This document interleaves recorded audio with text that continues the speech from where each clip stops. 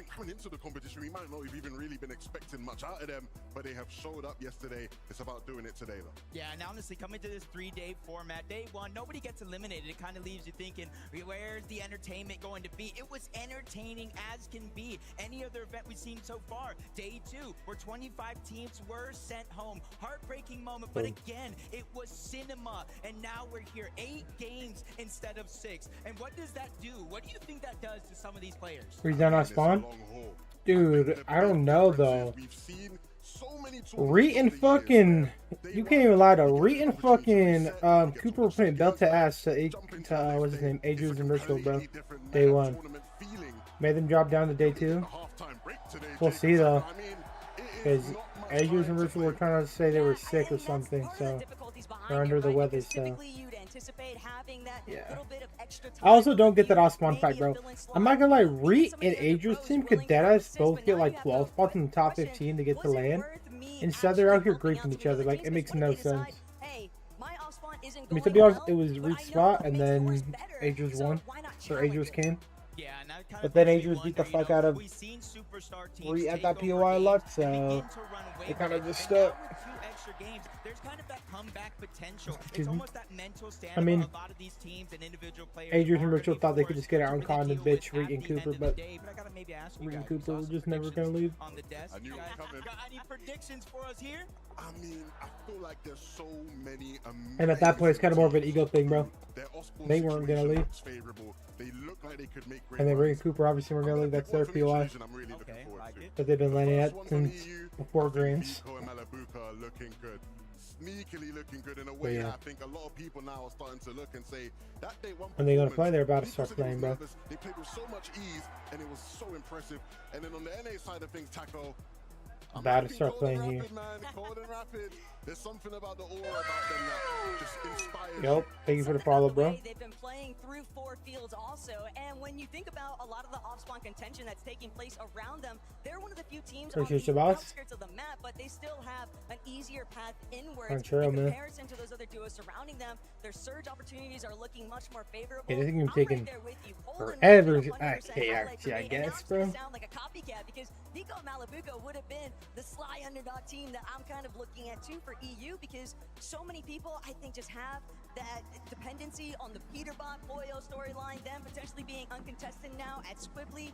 It's hard to ignore Shark and Teeny and everything they've been able to accomplish through the years so far. But little drop map, eh? Ultimately, it's hard. They got so much time to just look at the drop map and do their thing. The journey of 8 games, and we just know that all of these duos are expecting something. The OG Germans, though. Hey, there. Not glad out of all the small region teams, bro, OC having the most teams. I'm surprised. Watching all the action through the last 2 days, it almost has me scratching my head because you mentioned Vico, Malabuca, Shark, and Teeny. They made it here through a contested wonky land, and now they're being able to play like themselves, a little bit more freedom. And then you even have Acorn and Bolts. I've never seen Acorn look so calm, cool, collected in my entire life. Bolts looking confident as well. The big epic rolls there, bro. Yeah, I mean, Acorn and Bolts, I think the way that you put it, Levin, in that interview was really said best. Canada and Victor V, bro. I think they have a good chance to get a top 15 placement. Yeah, they're going to be top 5, but I think they can qualify to the next lane easily. It's never number 1. But yeah, check, you don't know, top 15 qualifies to the next lane automatically. So, and they're trying to get as many top 15 spots as they can, bro. Then it's gonna be better for like NA to get for people that are trying to qualify through NA.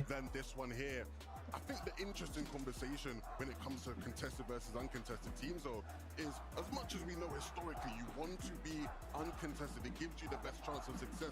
We've seen some of the players on the stage have unbelievable performances while being. Yeah, boys, who do you think is gonna lift up that trophy at the end, bro? You know, at the end, the two that win go up there, bro. Lift up that trophy. Apparently, you can also wear the little fucking llama crown.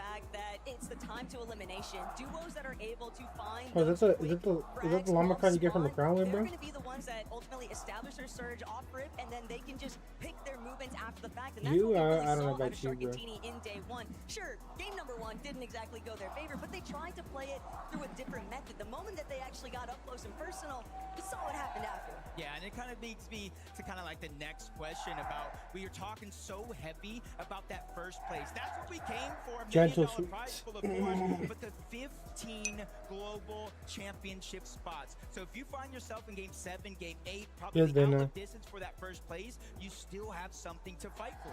Absolutely. And I think the interesting thing about us having 8 games here for the first time is we always, in a 6-game format, have this understanding of when do we start to panic? When do we have to really turn things around? When are the games really and truly running out for us? They really had to put up the dividers, bro, because at this point, you're going to just have to get a feel for it, right? You might be at game 4, things aren't going well. You still have 4 more games. That's a lot of games to start to come back. come on, bro, they gotta give the timer or something when this game's gonna start. It's a learning experience for us. It's a learning Is he in the experience menu? Why the fuck is he looking at the...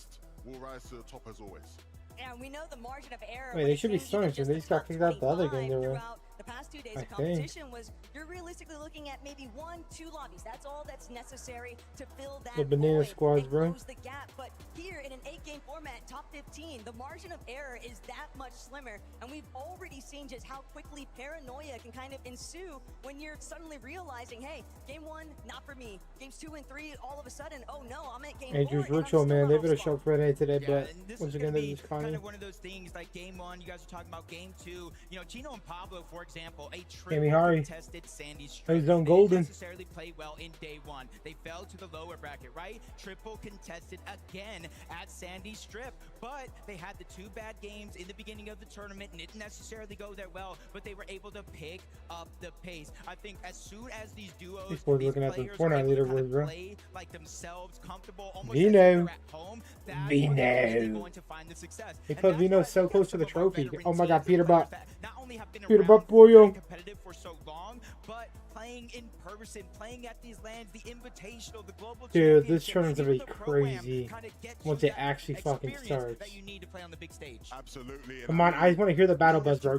what's happening on That's the like the map, best in sound to game. hear, bro. For a lot of these As soon as you players, hear that battle buzz and they're about to start the their game, bro. energy is gonna be This is so vital stacked. to Yes, it success. is.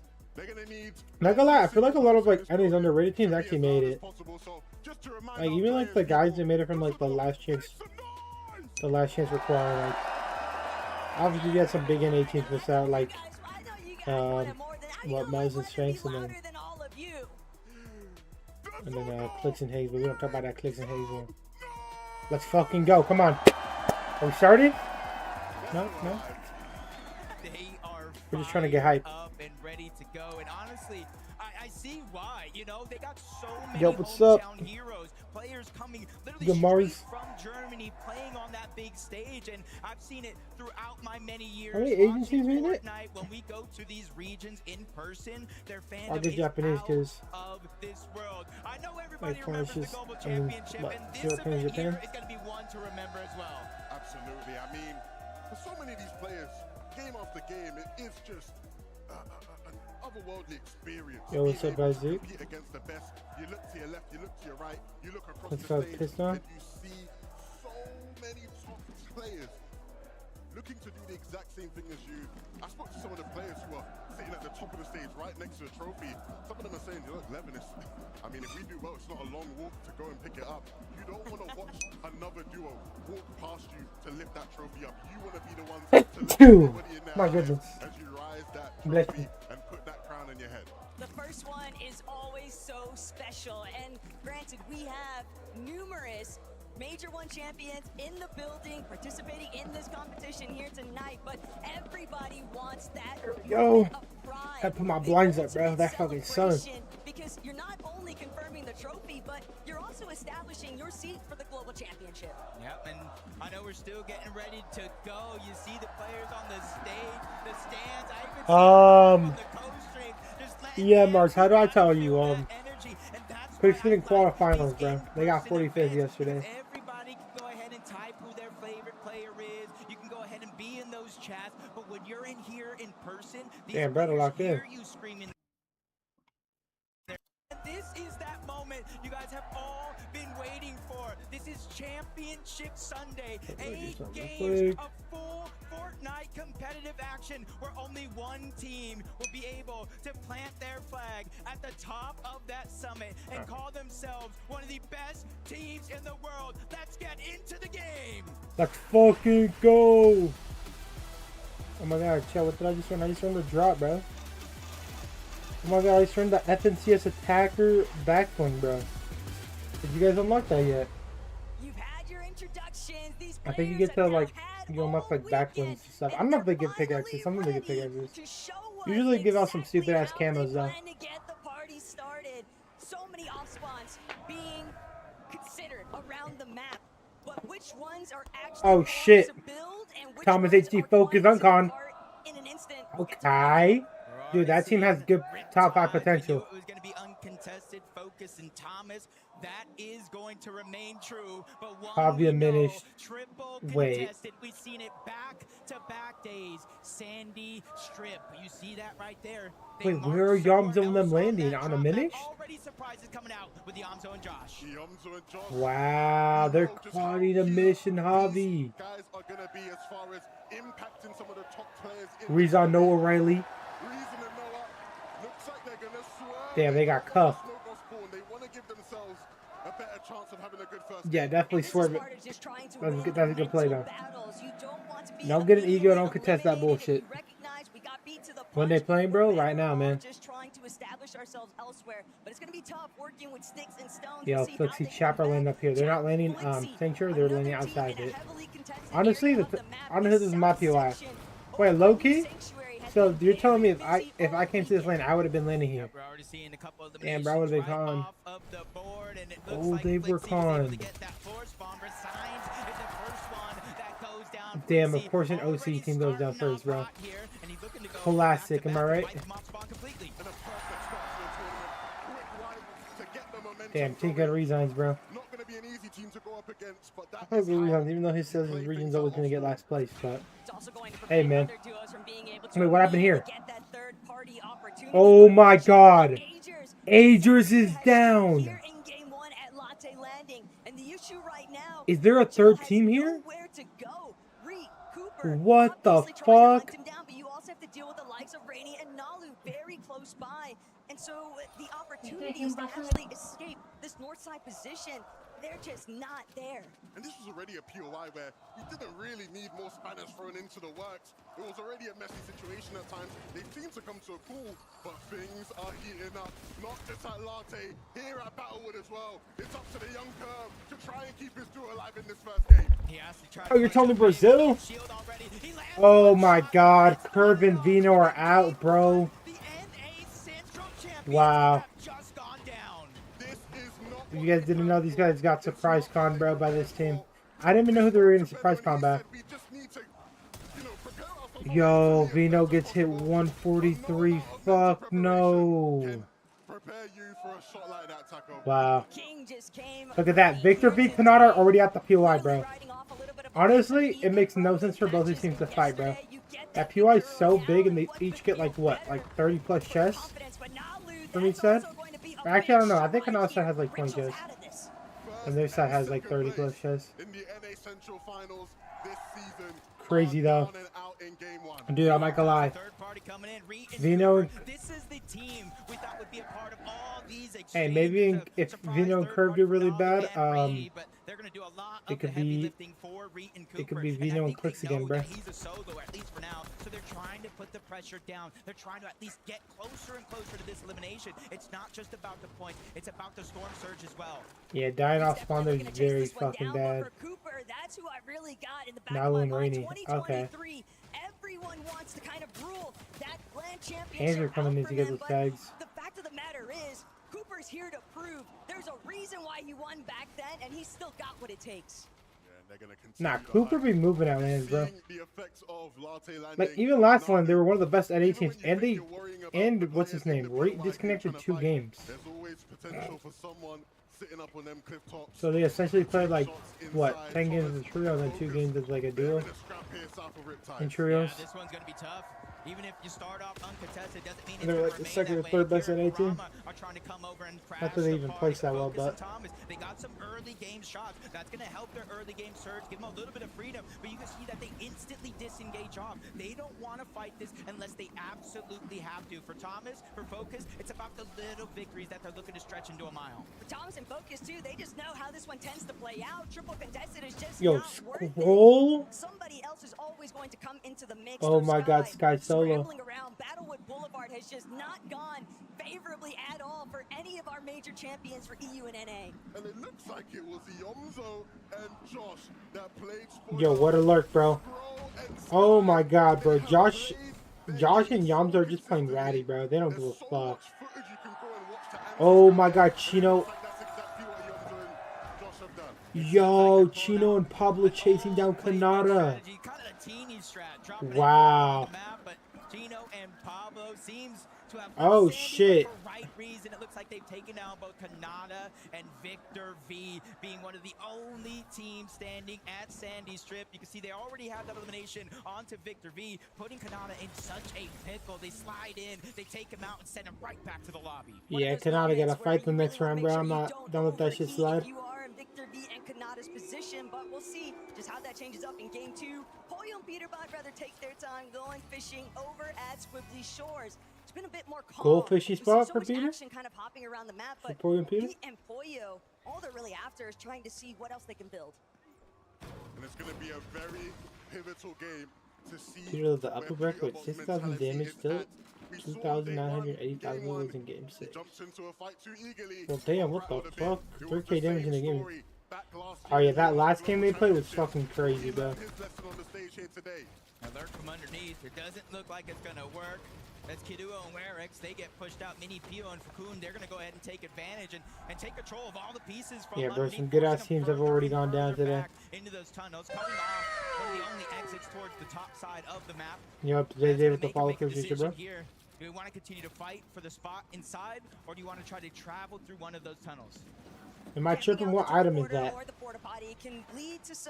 I've never seen that item, bro. For any other players that might be struggling, looking for an escape from contention elsewhere, but it's still a difficult situation because when you're in the tunnels, other teams are going to know it, and they're going to wait for the moments that you start to leave.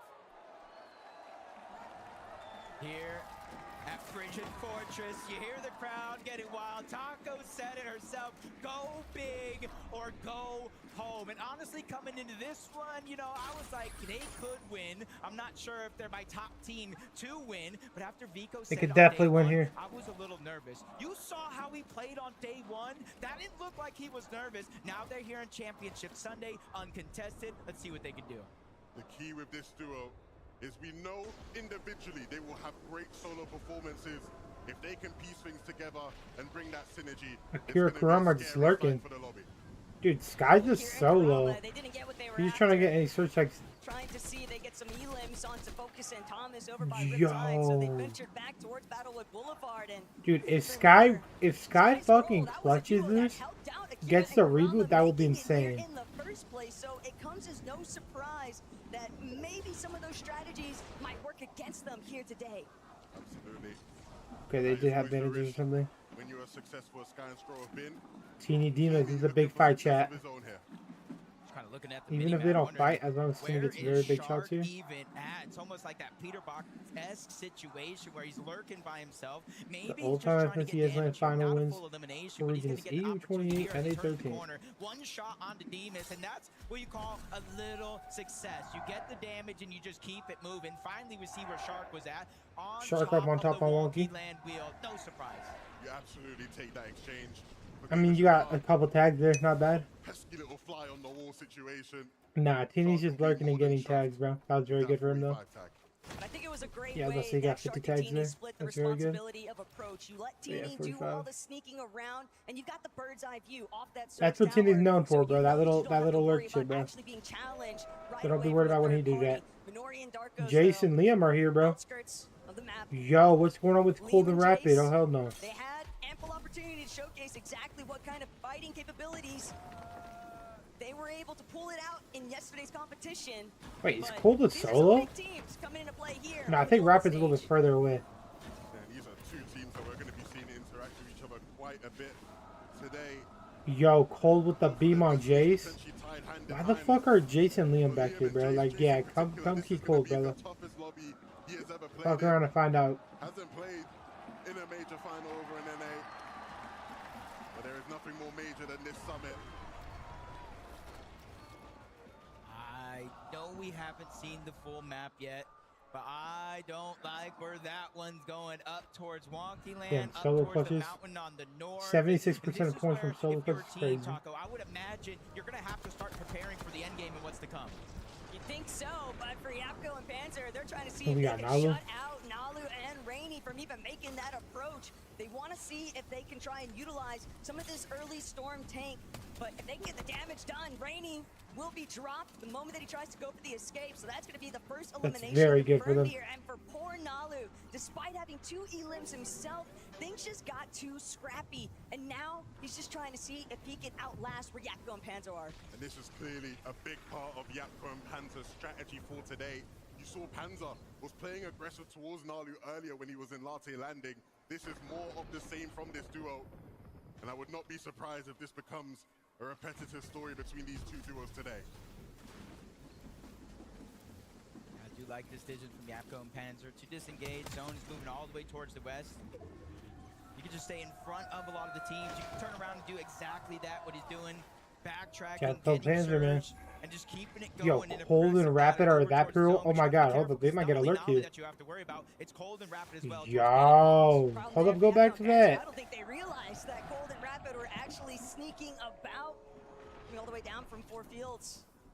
Yeah, they definitely not notice that. Eaten up here shortly, but for Thomas, that early delay from Akira and Kurama over by Riptides has clearly impacted the way that they wanted to actually move around the map, and they are being held yet again by the same gentle mates. Yo, Akira and Thomas Kurama in realize, focus, focus 200 out. below. This is a solo. If we can get This the is additional points, horrendous all for the them, better. bro. 222 Oh my god, he got some tags back though. Exactly what I was thinking. And Thomas and G-Skin. Oh my god, Thomas! Holy shit! Oh my god, he's out of it! Wow, he was so low. Kurama and Akira winning that, bro, and they're up 180 on surge. That's very good for them. Moment for Akira there. Very fortunate. Kurama did not lose his cool.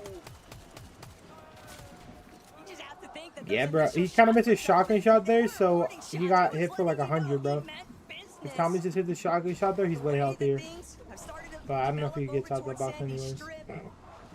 Damn, nice try though. Damn, Slower Thomas is not move. about that, bro. Minori and Darkos are not trying to rattle Oh, you the can see hornet's like the nest big here. expression on his Chino and face. Pablo. Tyler Chance, N18, bro. Highlight reel is gonna be Okay, I'm not gonna lie, Sky Scroll might be crazy, bro, because how the fuck, begin that journey to recovery. dude, even like, dude, one of them went down. I think it was Scroll, right? Scroll got fucking lurked by Yamza, got killed. This guy fucking, no, Sky was alive. Scroll got lurked on and died, and then Sky just clutched up, bro. Built his little surge base, got tags from the Brazilian team around him, and whoever else was around, and then fucking, like, that's crazy as fuck, bro. This team might just be different, bro. I gotta see the end game, though. Oh my god, yep, they're stealing kills. And they're above 500, dude. My fucking goodness. I mean, you said they got jumped on. They were the ones doing the jumping. Yeah, if you guys don't know, if somebody wins wearing TG skin, bro, they get an extra $10,000. That was all just about I'm not gonna lie, these recovery, motherfuckers but Sky we Scroll do knew not that give a they fuck were about going that to shit, bro. need some form of a They're like, comeback eh. after starting off Extra shaky. 10K for the dub? And now you get the reboot, you get eliminations to go Not with worth it. it. A pure refresh that's going to allow them to make this dead side rotation later into the zone. I look wondering if you have to wear like the female, or if you could wear like the female TG skin. With the shockwave, they realize, hey, we've already Because look, if it could have been the female TG skin, I don't think it would have been as bad. Yeah, they've been in zone all game. So even though they're above the damage Well, Scroll got threshold, they rebooted, want to but- try to minimize the amount of storm damage they're taking. So Bro, it this doesn't team might come just be back too later good. on. Like, fuck. Like, actually. You in the deal? Everybody's been seeing it out of the deal, that's for sure. So many solo clutches, but Drew, you gotta remember, he's willing to throw some shots too. Chino and Pablo. Pablo and Chino, man. Last we saw them, they were chasing down Took down Kanata and Victor V. VNA West champs. Now we see him 500 above the damage threshold, positioned well inside of the zone. But now Stroll finds himself in a tough spot. Sky is down. Now Kanata gotta play again 7 games, bro. He's able to take down LB Works, but the pressure is Oh my God, slowing Sky down. goes down again. Teams and players Or not firing again, off but in this direction, Sky goes but the down. blessing is here. Taco Scroll drops the Yeah, slap, bro, they beats rotated up, in, but they he's healing couldn't do up much. inside of the zone. I thought they'd have a chance to do a deeper Yeah. west side wraparound, but it seems like they tried. Yo, to they were at a straight good to spot the too. center Like of zone that next pulled zone. back on Too them, much bro. They were just congestion alive here as a has now led duo. to more problems. And he'll stay alive, Taco, but at what cost? He's lost his teammate, he's lost most of his builds, Oh, I got there and he's first. not working with much as far as the heals go.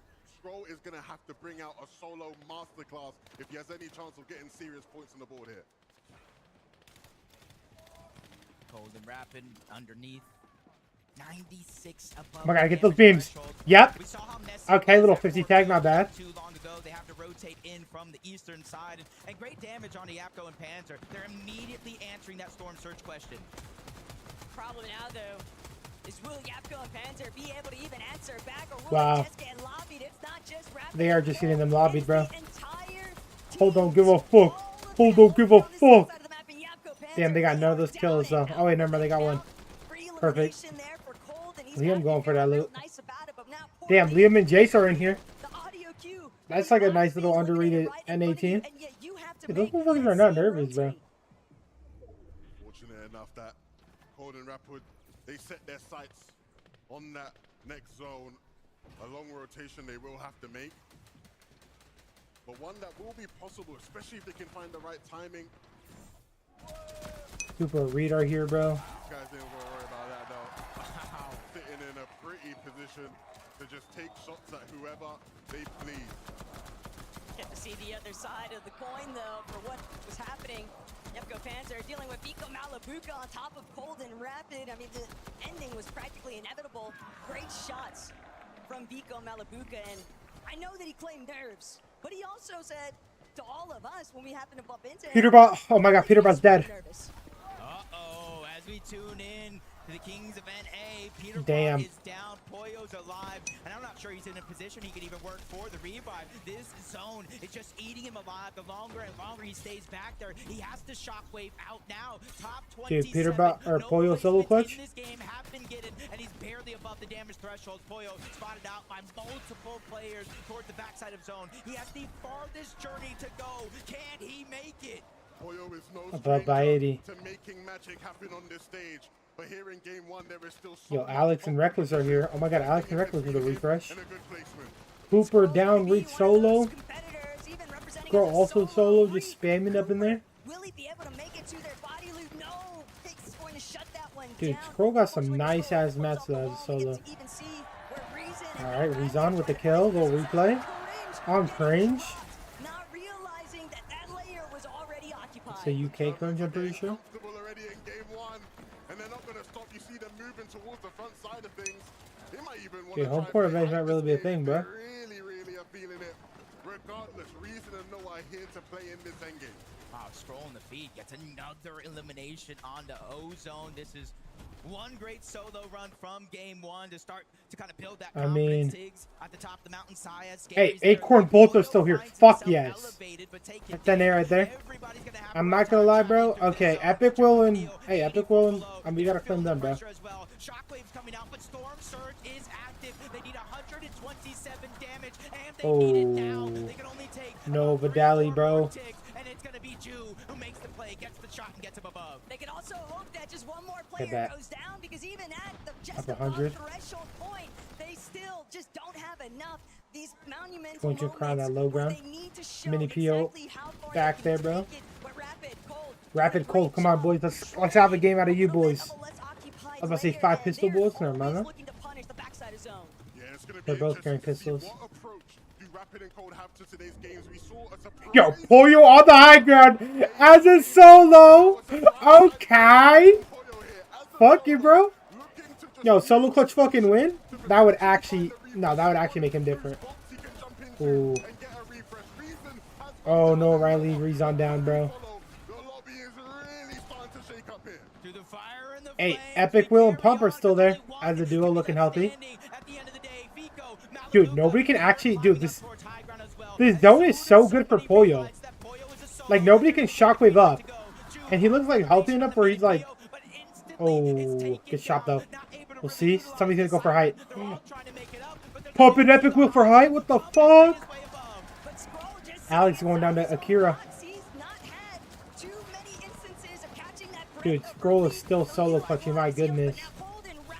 Dude, first half Sky solo clutch, second half Scroll solo clutch. Like, yo, Teeny and Shark win? Oh my god. Teeny and Shark game 1 win, chat. Can it happen? Is Pollo dead? Pollo might be dead here now. Yo, this is their drop spot. Honestly, there better be a win out of them, bro. This is the best game they're gonna have to win, man. Bro, that's really wonky wheel right there, huh? Darn Demus. Rapid taking down Acorn. Acorn down to 12.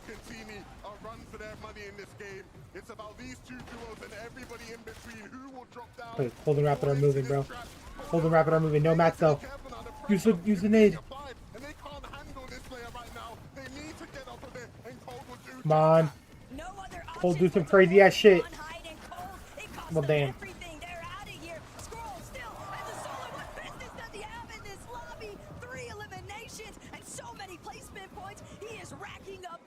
We are witnessing probably one of the greatest solo clutches of all time. Yeah, that was... But can it last? Shark and Teeny are finally dropping down. They know this game is so close to being finished, and they want to be the last one. Oh my god, hey, we still got an NA team up, bro.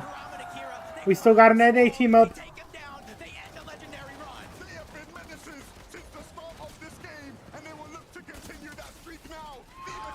Oh my god, Shadow's down though.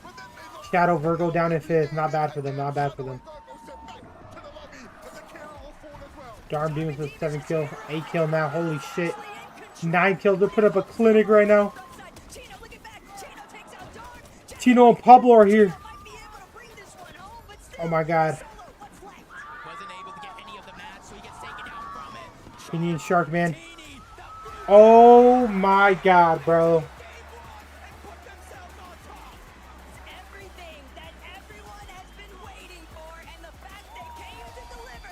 Yo, does EU own Fortnite, bro? I don't fucking know, man. Three of the best EU teams making the top 3 there. Shark, your first Holy shit, bro. in a grand final. How does it feel?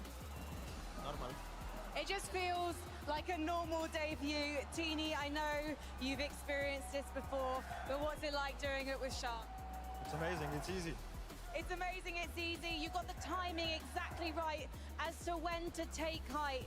Was there a point you thought it maybe looked too messy? No, it looked perfectly clean. The game was full on easy mode. We pulled every zone and yeah, just one game. Did you get lucky though when the zone pulled down the mountain? Yeah, we did. We got lucky with zones. Do you need to get lucky again though in order to win more? No. Okay then. Shark, I'll just ask you one more thing. Is there anything you'd like to say to this crowd here in Düsseldorf? We will win this. You'll win this, okay. I think Düsseldorf heard you loud and clear. We're gonna head to a break. When we come back. Are they even at first though? How many kills did they have? I mean, I assume so, right?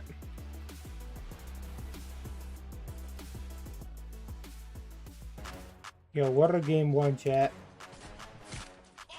Yeah, okay, no, they're not in first, even after winning. Yeah, they didn't have that many kills. I mean, first place 5-kill win.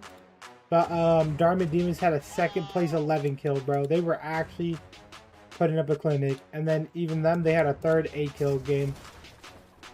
Dude, kill points really matter. Like if you're like in the top 3, like if you have more kills than the teams above you, like you're like up there getting the same amount of points.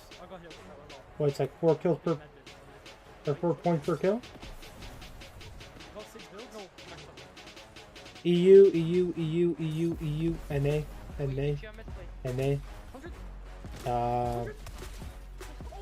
Japan, NA, man. Damn, Alex and Reckless didn't have that bad of a game. 11's 2 kill. Pigs Goats were up there, but they only had 1 kill. Pico Malabuca dying at 15s with 3 kills down. Pollo and Unknown? Yo, Pollo playing with Unknown? What the fuck? Hey, why did it say fucking, why didn't it just say Peterbot's name? You can have his account like that or something?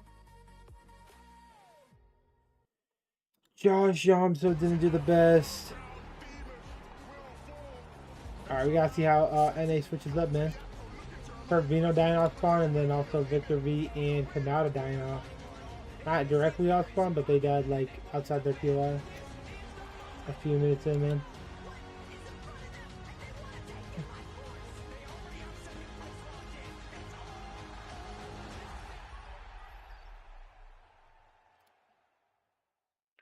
Damn, these boys died first. FKS and Hero. Straight 50th, bro. That's gotta be tough.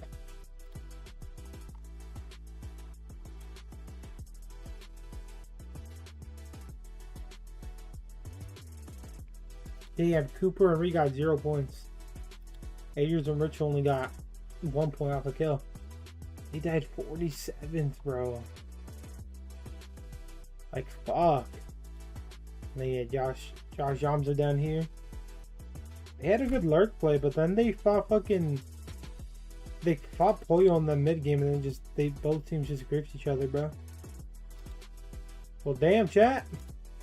What a fucking start to the tournament, dude. That was an excellent game 1, bro.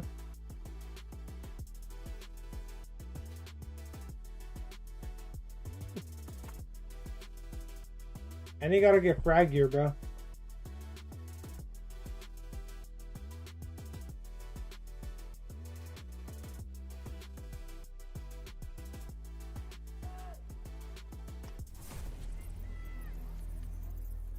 Fortnite fam, welcome back to the FNCS Summit.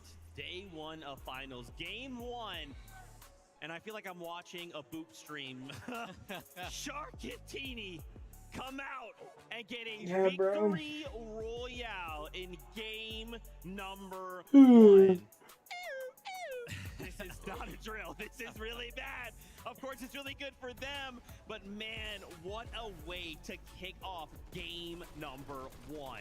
Saw Skyaz and Scary going up on high. The Spanish fans are going crazy, but look who was lurking in the backside, Teeny and Shark. This was a really important game for them to get right, because not only were they uncontested, we hinted at it earlier, potentially that surprise contestation, but they also got that zone at the end of the game.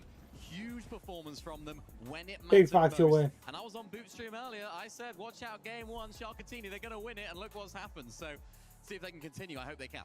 Man, sometimes it looks so hard to play competitive Fortnite. Like we saw a dude that was kind of just yeah, bro, that lab was just stacked as fuck. Alright, chat my beer back. I'm gonna go get some. Near in a position to go ahead and contest the higher ground, but the miss comes in, the overdrive comes in, and all of a sudden they got like 20 layers, and they're contesting the higher ground. Just a super sick play for them. Happy to see the guys doing well. So many duos, just had little things here pop off for performances. I want to let you on a secret, though. Of course, Sharkatini got themselves a victory royale, but they are not currently in first. Crazy. That's actually going over to Yeah, bro, I got work in a couple hours. This is why we had to talk about them at the start of 2 hours to work. Can't watch this full thing, sadly. I don't want to use the word dark horse because that's not what this team is. This is a tier 1, up in front, in your face, triple digits after game number 1 team. I mean, a 10 plus. Yeah, then 11 kills, bro. Felt like something we hardly saw in the upper and the lower bracket. And technically speaking, right, those lobbies. Yeah, Dharma Demons are looking insane. I can't even lie, bro. That we have here today. First game, the guys who were kind of calling themselves a lot of people underdogs, the been guys up and that kind down of entered the there, scene but just last year are in first place. Put them up there. 11 eliminations, controlling, running the low ground. Crazy stuff. Yeah, I just spoke about it for Sharkatini. They needed to make the most of this game as well, but for slightly different reasons. Yes, we know they land towards that northwest side of the map, but in a different way they needed to make the most of this game. The reason why these guys need to make the the most of this game was that Sky and Scroll were just down to an individual Scroll. These guys are so good on the low ground, and typically on low ground, it's Sky and Scroll running the show. These guys have to play a couple of layers above, but because that low ground was free for them, they could then show what they could do. So for a different reason, they really needed to make that game count, and what a way to do it. These guys are going to be fantastic on low ground, and if Sky and Scroll also, again, continue to fail to make the end game as a duo, they'll be running the show. I got to see those standings one more time, man. So many different things. That was just game number 1. Teeny Shark, remember they got that VR second place. We'll look right behind him. Chino, All right, Jack, I gotta do something Bingo. quick, Chino kind of then I'm put back in a locked situation in. there just to be by himself for just a moment. But you know, man, Viv, I'm looking at this, and you said a name. You mentioned a name, Miner. We were both going crazy. Sky and Scroll. So let's think back to the start of this game, right? I'm not gonna lie, Gets Epic Well worked Pump on surprised me, by bro. They Zoe, actually played suddenly very has well to that first game. reboot, and then Scroll goes on the run of his life, Viv. What a roller coaster of emotions for all the Sky and Scroll fans out there. Yeah, the reboot was absolutely clutch, right? We know Sky was kind of left to his demises as a solo, but potentially the most MVP move of the game was him going ahead and rebooting Scroll, because like you mentioned, Zeke, after he was left as a solo, it just didn't stop it. This is an incredible performance. I was kind of mentioning after the reboot came in and these guys were a duo, I was like, man, if they do well this game after how bad the early game has gone, just go ahead and wrap it up, because it feels like these guys are just going to win the competition, because this by no means should have been a good game for them. I think the way to sum up that is, you know the meme where it's like, it's so over, we're so back, it's so over, we're so back. That was like the way that game was going down off spawn.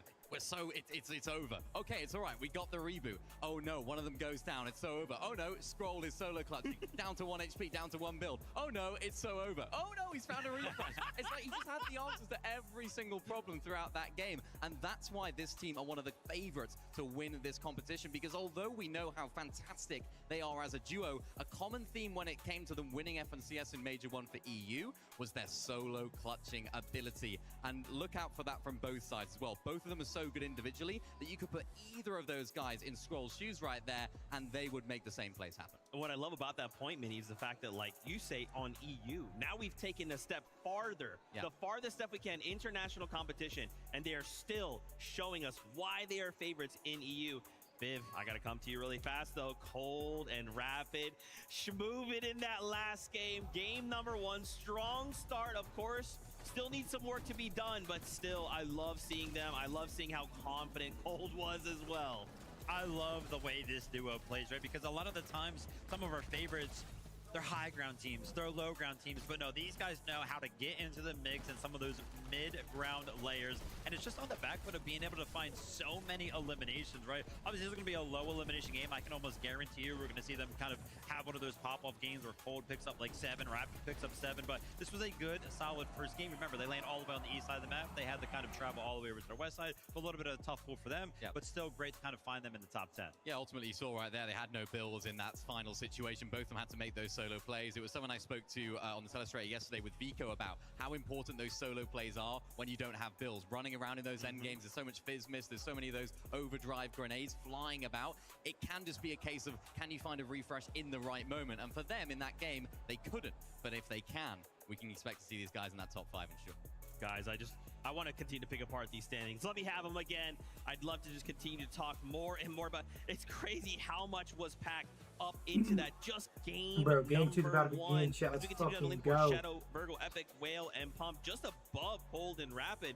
Dude, we even saw for a moment in that last game, Pump was like, hey, hold on, maybe I should go for that high ground. Yeah, this was good from these guys, and I think it's going to play into Shark and Teeny's favor as well. The Epic, Well, and Pump actually had a good game. Remember, the whispers were sort of like, maybe they might get contested. So if Epic, Well, and Pump didn't have so good of a game, Shark and Teeny might then have been contested. So it's good news for them. Good news for Epic and Pump as well. They're a team that can pop off, that have experience on LAN, and it's nice to see it all come to fruition. I can't lie, though, the list of names that we have talked about so far that were kind of touching or holding that high ground for a moment during that game kind of scares me a little bit for any of the teams that are kind of be looking to play for that. I mean, at one point we had Pollo who was looking to hold it as a solo. I don't know how the heck he's doing that. Nico and Malabuka, they look kind of poised to take it at one point. We talked about Epic Well and Pump. We saw Scary up there. We know Shark and Teeny kind of went for it. And, you know, I feel like we kind of came into this weekend after watching Sky and Soul dominate from the low ground over on the regional FNCS. We were like, oh, I think that a lot of the focus for some of these teams is going to be on the low ground. It kind of feels like we're going back to that chaotic high ground meta that we know and love. It could just be a game one thing, though, right? A lot of those teams out there, we don't have like a defined height team. This is our team that we're going to see on height. A lot of those teams will probably be thinking, why can't that be us? This could be something that we do, right? So that first game, they might be trying to stake their claim upon that high ground. Of course, we saw Shark and Tina. We have seen them doing that as well over on EU, so they're no strangers in that position. It's just a showcase of how many teams are capable of going for it and holding it, so it's going to be very interesting. I love to see as well Fukun and Mini Pollo in 9th place representing Asia. We're sitting in the top 10. Let's keep bringing that heat right now. Also, Vico Malabuka, a little bit of slower start, right? Currently in 12th place, but again, I don't want to get too crazy, right? That's just game number 1. Obviously, 8 games is the first time we kind of had like a format like this, but it's a little bit of slower start than maybe we're used to, Mini. Maybe we're used to seeing this. What do you think? Yeah, it's a difficult one for these guys. Again, you know, they probably would have liked to have made the most of this game, considering it was the Northern Pole. So it's like, yeah, they were looking pretty good. They had a good Storm Surge going into this end game. They were picking up a lot of those eliminations. They crucially couldn't pick up those refreshes. Look at those eliminations so far away. And ultimately, this is what we were talking about earlier and yesterday with Vico. No builds. You have to try and make these plays happen. And if it doesn't go in your favor, Vivid, that's when things will start to crumble. Fortnite's so hard, man, because like we turned into these guys POV wise. What was it like in 9th zone? It looked like they were like playing like second height. It looked like they were kind of poised to once again, you know, win that game. But you tune into them just a zone later, and they have run out of resources right there. Remember, top 15 is what is going to qualify you to global championship. I cannot believe I'm saying this because we kind of brought up the point that some of these smaller regional teams struggle to break into the top 15. We talked about top 10.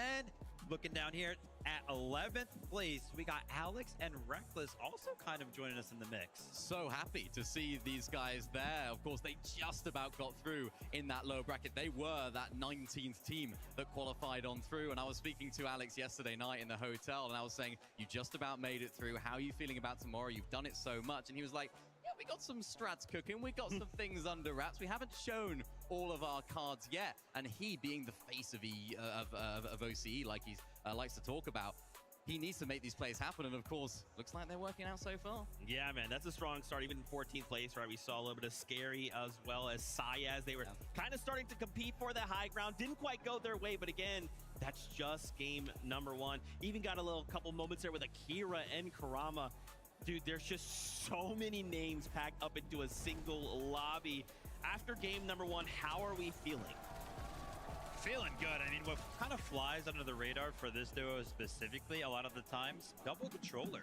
Kind of rare in Fortnite nowadays, right? It's kind of been difficult, or at least, you know, not so common for controller players to kind of find themselves any success in Fortnite competitive, but we always see those breakthrough performances. Karama and Akira picking up a top 4 that game. Obviously, they're going to be feeling kind of good about that, and I feel good about it too. Remember, they're kind of expected to land all the way to the south side of the map with that zone pulling all the way to the north side. You got to imagine that we can see them do much better than that as well if the zone pull's a little bit easier for them. Also expected to be contested, so I have to keep an eye on whether or not they're actually going to be able to play all 8 of these games out. Yeah, French favorites, these guys. I mean, a lot of the French fans, you can see them on the screen, you can hear them most certainly as well in the crowd. They are a team that a lot of French fans are having their eyes on, and it's going to be interesting to see if they can continue that. Like you mentioned, Vivid, they are looking to be contested. Not quite sure what happened in that off-spawn contest in game 1, but now they're up in the leaderboards. I'm sure we'll have a look at that. And it's good news as well for Shadow and Virgo, who I mentioned at the beginning of the show. True. If these guys of Akira Karama don't do so well down there at the south, we have seen them landing to that South Frigid Fortress as well. So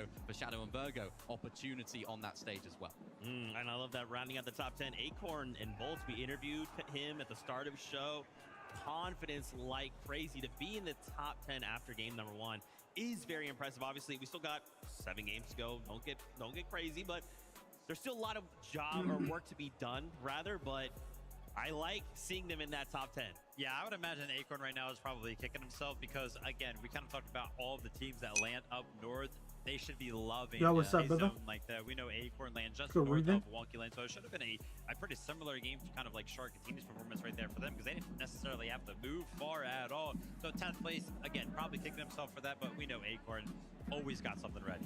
Yeah, especially in Major 1 as well. We've sort of seen historically with Acorn winning Major 1. This Major 3rd place in Major 1 over in NAC. So maybe it's sort of like a little bit of an asterisk. Yeah, we won Major 1 Summit instead. Maybe they were saving it for the Summit. So really great start from those guys. I'm not too concerned if they do get some South zones as well. They have that massive launch pad that's at their drop spot as well. So I'm sure they would have been looking back at how they could use that in the VODs. But this is a team we expect to see in plenty of these endgames. I love that. Can we just double back for a moment? This 8-game format, obviously being in a situation where the first time in possibly a while, possibly ever, we're seeing 8 games. So many players are used to like the 6 games. You know, and even with the 6 games, it's difficult, right? You drop a game, Isaiah, like, that much follow, harder to kind of climb up and reach those points.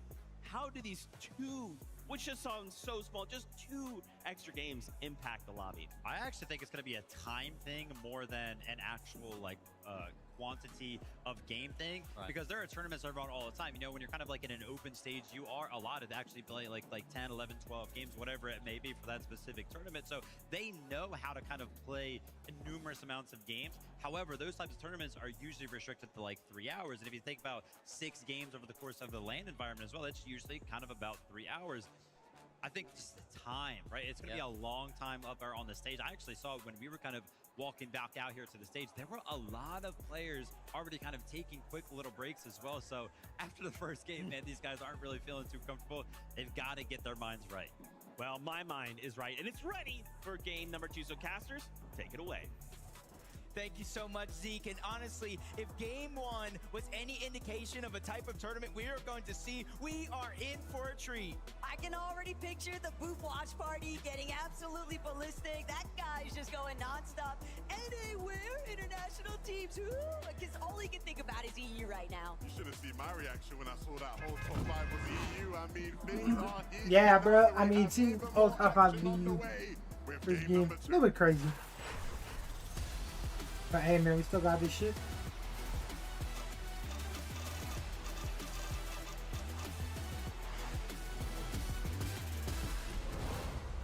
Insane solo clutches, huge elimination games like Garmin Demas just had. We've had a cinematic first game already. And I'm definitely in it for more. In that last game, we kind of saw Cold and Rapid, not necessarily contested, but a good portion of the lobby already rotated on over. They made it evident, though. Their intentions are for hype, but we'll have to worry about that at a later moment, because right now, Chap Flixie, they're about to get the party started here at New Sanctuary. Already Flixie getting the first drop spot ready, and he gets that first knock. Down goes Tinka. Now it's a 2v1 situation here. Chap and Flixie, instead of getting full aggressive, trying to find where that last elimination is, they're trying to work together, get some materials, get some heals, because they know the solo is not too far behind as Resign goes down. And for a team who have had plenty of slow starts to tournaments this year, this is a great first 2 games for them as far as the off-spawn situation goes. Quick wipe twice in a row. It's going to leave a lot to wonder for game 3, but now Pump, Epic Whale trying to have similar success, and they find it 2 quick eliminations to kick things off. Now opens the door to see what they do next, because they're definitely going to be looking to try and apply some pressure over towards other parts of the map, thinking Wonky Land, but maybe even lurking elsewhere, pushing further north. Yep, contested drop. That's how Epic Whale got the first elimination onto Hero. Sees focus across, and they now kind of use their numbers to go ahead and get that elimination. And Epic Whale and Pump have been on a journey from Wonky Land to Riptides to now this split drop here. And as we tune into Cooper and Reek, you will notice 2 eliminations between them. They took down the Asian duo. Rainy, Nalu landed on them, and we'll be regretting that as they will watch the rest of this game on that stage. Uh-oh, we'll tune in again. Good shit on, bro. Riley, not even the best loadout here, looking like they were trying to take the fight. A contested drop means you're not going to get everything right out of the gate. Surviving with 9 HP. He is blessed here with a second chance at life. You see, there's 2 teams directly nearby. We know 2 teams are north towards Latte, and with so many more towards the west. I'm not sure where No and Reason are going to get their loot from. He can't afford to even take another tick of damage, and Danikush, Diggs, they were bound to see those white tags being applied, so more pressure definitely still to come as Kazi, Nemo, trying to see whether or not they'll have a better story here over my Riptides. Cammy and Hottie jumping into the mix very early on. A little bit of a spoiler even. Their intentions were clearly to mess up Focus and Thomas. Yeah, I mean, it's interesting to see, of course. We've seen these guys fighting in this area all season long. We've seen Focus and Thomas make lurk plays like this all season long. This might just be a successful one as the fight ensues. As Focus and Thomas come hooking in. They're ready to take control of the fight. Hari not prepared for the damage above. And it might just be Focus and Thomas's fight to win. Hari, no match. Cammy will go down. A great start to the game for Focus and Thomas. That's exactly what Focus and Thomas needed to, but the message had already been sent. The rest of the lobby now, they have it read because Thomas is just finding so many crucial moments very early on. He's got that rhythm going strong. That's one thing you kind of learn over time. Don't poke the bear, you'll awaken the beast. I think Thomas and Focus knows they need a decent game here to go ahead and place towards the top leaderboard. Hoyo is down. Peterbot left by himself. 1v2. We've seen the exact opposite in the last game. Game motherfucking to kind of clutch up 2 chat. 28 points. Peterbot now. Hoyo down. Wait, who's he conned by? Of all time, has to prove why he still is one of the best, but he's getting pressure from all Oh, around. hell 2v1 no. situation, dropped down to 65 HP. Even with a full chug and some splashes, he's still outnumbered. And now we will learn which version of Peterbot are we going to see in this competition today. He's already in 17th place after that first game. Not where anybody thought one of the uncontested teams in this game would end up landing. But no Sif and Izzy, they're going to let the dust settle. They're going to let Peterbot possibly get away as a solo. But how do you get Peterbot's gonna fight this shit. Grace? You have him isolated as a solo.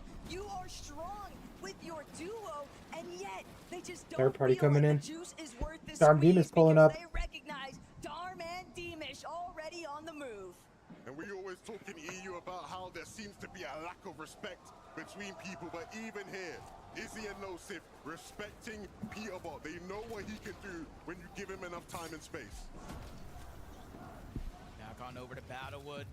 Yeah, I'm pretty you just don't be having a bad team, do they? Of this fight in game one, Venom and Curve were sent back to lobby early. Akira and Karama, they used that as a confidence boost to propel themselves for the rest of the game. And I don't think Venom and Curve will get lurked on and make that same mistake too many times. We heard it live from Veno himself just the other day, though. Most of what he intends to do in a finals 1-1. lobby, he hasn't brought to light yet. Could this be another one of those methods? Only time will tell. But for right now, Curve, Veno, they've had so many of their plans kind of ruined just having to constantly engage with these Scroll, teams have you self-back. managed? A team who doesn't need to do much as far as adaptation goes. They've been successful all season long, playing their game Scroll how clutch, they want to play 52 it. points as a solo game And win. with Scrolls, That was a 32 pretty crazy points, solo clutch, man. 52-point solo clutch, I should say. In that first game, it will give them the much needed boost and momentum they need to continue. Hopefully, as a duo, Jacob. A lot of good but if teams up in needed, this we area, know bro. they can do it Well, alone. more like Yeah, two. that's going to be the big Like thing. is Swizzy and Pixie. A lot of players will probably find themselves in a situation where things what the didn't fuck? necessarily How'd we go go their away from that? way, and it's really about how you answer Oh, Rapid the Tower. call. Cold and rapid. This time around, unlike last time, Taco, they get the zone pulled on over, which means they have more time to work with. You would think so, but another duo that I wouldn't be surprised to see make their way on over towards this Four Fields direction, Chino and Pablo. How has that triple contest at Sandy Strip actually broken out? And that's why we see Colt in this Surge Tower, honestly on the lookout, because he's fully aware of the fact that the dust hasn't settled yet over by Sandy. He can see Chino's Surge base in the distance. And the great thing is, they won't have to move for much of this game. The zone continues to pull to the east. They are prime position to continue and have another great endgame. Yeah, and I think everybody's kind of feeling the pressure of that game number one. Storm Surge really dictated how teams were able to play. If you were below that damage threshold, you almost had to be a magnet to a fridge and push Yo, yourself against the Swizzy first is team that you fucking saw. And so now, stacked, bro. What with the one game fuck? already under their belt, Gold we've seen combat, teams gold kind of pump, a little and bit more Pixie passive. also gold pump and 85 purple alive combat. here in Zone 3. That means Yo, it's gonna be what the dangerous when it comes to fuck Surge. is their loadout chat? See Swizzy and Pixie. My goodness, dude. We'll be hoping to hear plenty from today. Just a moment ago, it looked like they were trying to set up a little lurk play.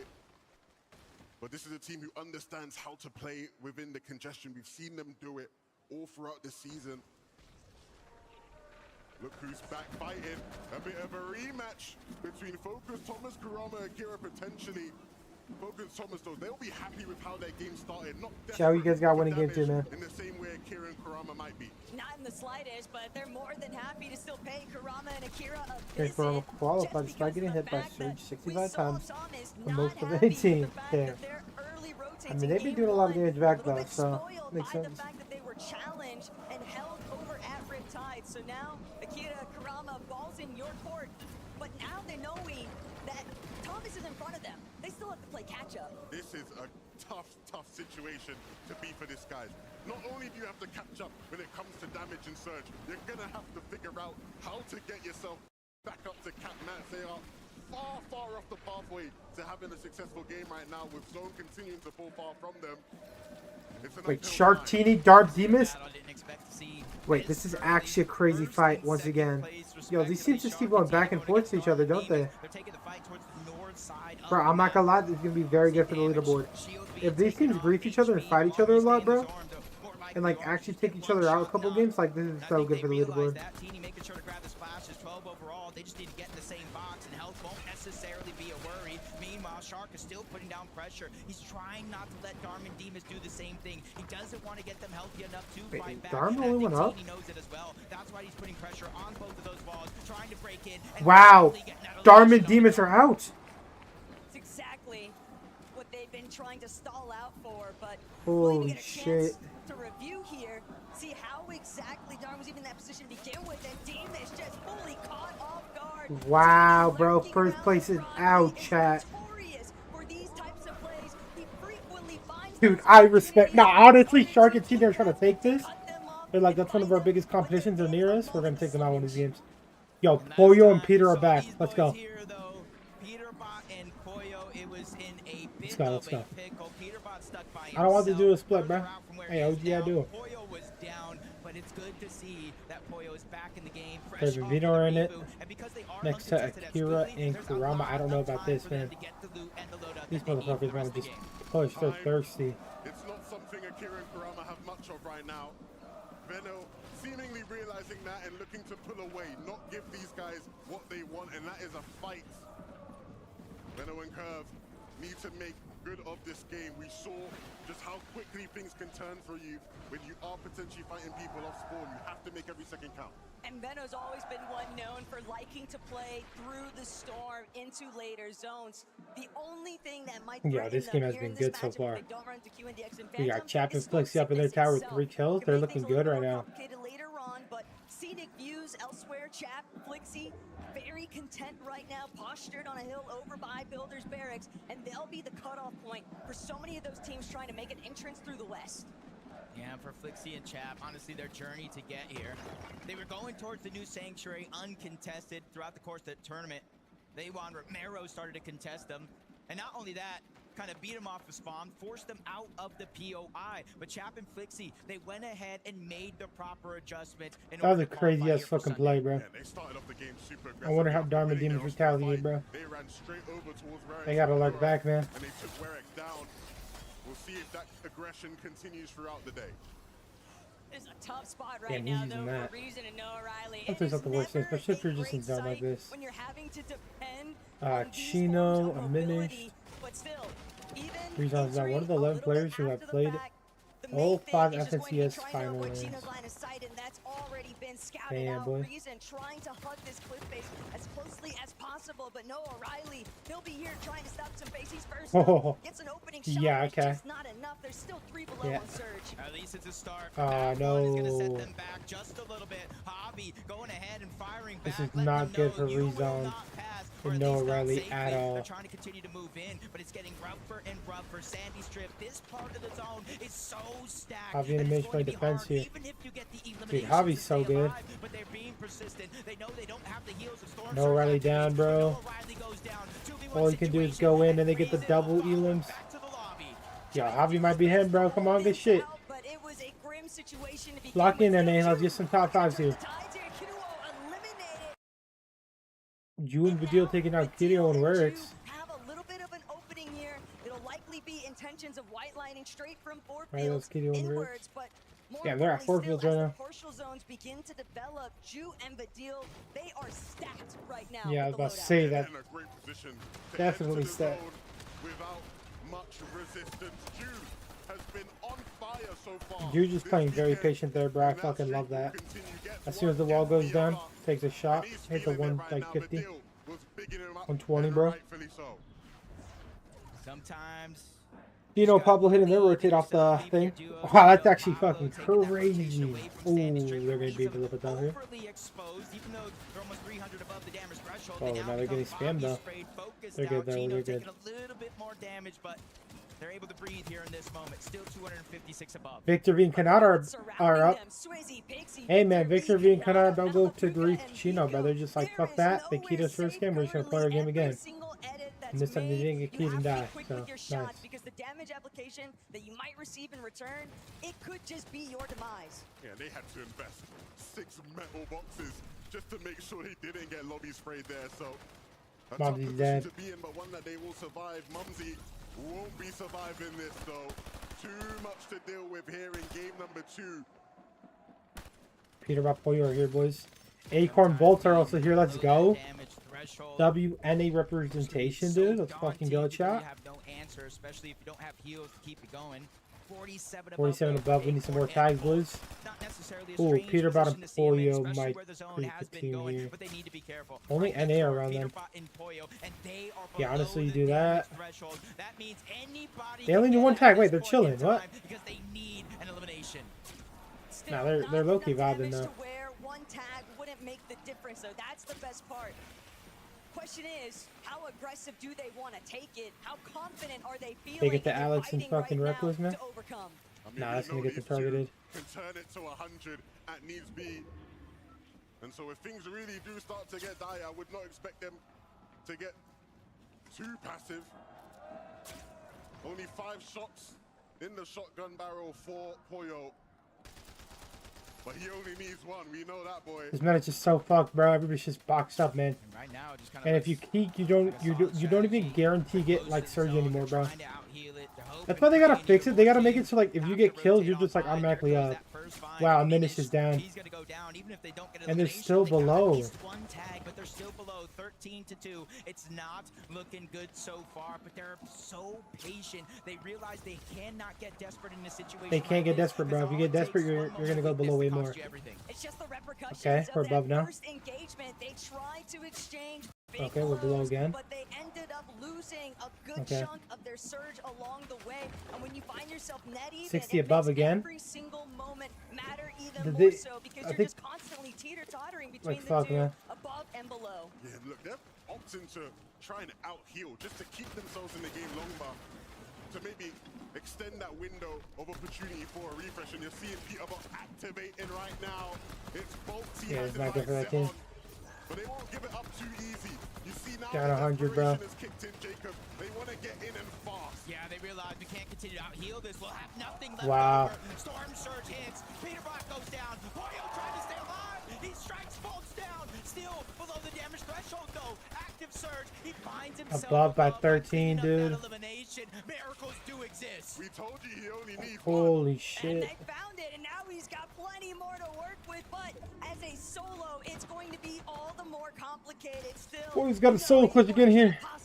Yeah, that beginning of the game where they got fucking fought, bro. They lost a lot of surge there. It cost them so much. That for sure along the fucked them way. up. Back-to-back games right now where Pollo's going to have to play this game out as a solo. He played it phenomenally in that last one, but he needs a repeat performance, which might not last too long. Sharkantini waiting in the waters to strike, but he escapes with certainty. But how much distance can he create himself from one of the most Doesn't even dangerous matter that teams he in the escaped. lobby? He starts This might be damage, one bro. of That's the what worst matters. case scenarios though for Pollo, but his saving grace here is that Sharkantini, they're prioritizing the All right, check it, positioning. you're back. They don't need to waste their time on someone who's clearly just way too tattered to actually do something back. Pico Malabuca, though, this could be a great opportunity for them to strike first as Victor B left by his lonesome 349 below. He might just be delaying the inevitable here if he doesn't find a pop-off in an instant. Victor V looking to try and be our next young star to make a pop at this stage. He'll have to wait till game 3 though. Too much pressure from the lobby. Oh shit, Jew and Vidali. Picked them up earlier this game. He's not looking too healthy here though. Back it up Come on. with just 9 builds remaining. And a very, very steep search situation. One of the problems that Jew and 200 Vidali below, have yeah. along with other teams that are struggling with surge is that these rotates, you're so much more exposed. There's not much to hide behind from the territory just surrounding Sandy Strip. And with that in mind, teams, they're forced to expend almost all of their materials. They're trying to make these tunnels to find those clear paths, but everyone is just on the lookout, constantly trying to find an opportunity here. And Jew making the approach now. It could be Cold next. Chance is going to go down, pull the rapid, immediately steamroll that one elimination. They backtrack. Pull the rapid, come on. Seconds, but it's Tyler who actually steals that wasn't pull the rapid? away. You can see the entire lobby coming online here. Even high ground. You got Belusi, you got Zangi, Javi. Aminis trying to make a claim for it. Even Agers and Ritual. They saw what went down in game 1, and they want to be a part of the mix. But this is a sight right now. We're seeing Scroll and Sky paired together. And now, 426 above. The world is their oyster. They're ready to make a move. They've got the mobility off the overdrive grenade. What's next? Trying to move forward, using the gauntlets to try to move past, but you see Chino, Pablo, they go down. Belusi and Zangi, they go ahead and exclusively be one of the only teams up above. It's Vico and Malabuka take down Karama, and this is one of the most dangerous parts of the game if you're not ready. But high ground has to be Belusi and careful. Zangi on high Agers and ground. Ritual, they're towards the backside of Yo, zone. Adrian and Reckless are here again. At Or any my bad. moment with just one shockwave. Alex and Reckless. Belusi, they have a tough task on their hand holding on to this one. They have to be eagle-eyed as Vico and Malabuka look to potentially make a play in the back. They will just move towards the front side, maybe just waiting for that next zone, that next opportunity. They certainly have the resources to deal with it, and the chop will come out. But all the while on the lower tiers, Shark and Teeny are starting to really find some momentum here.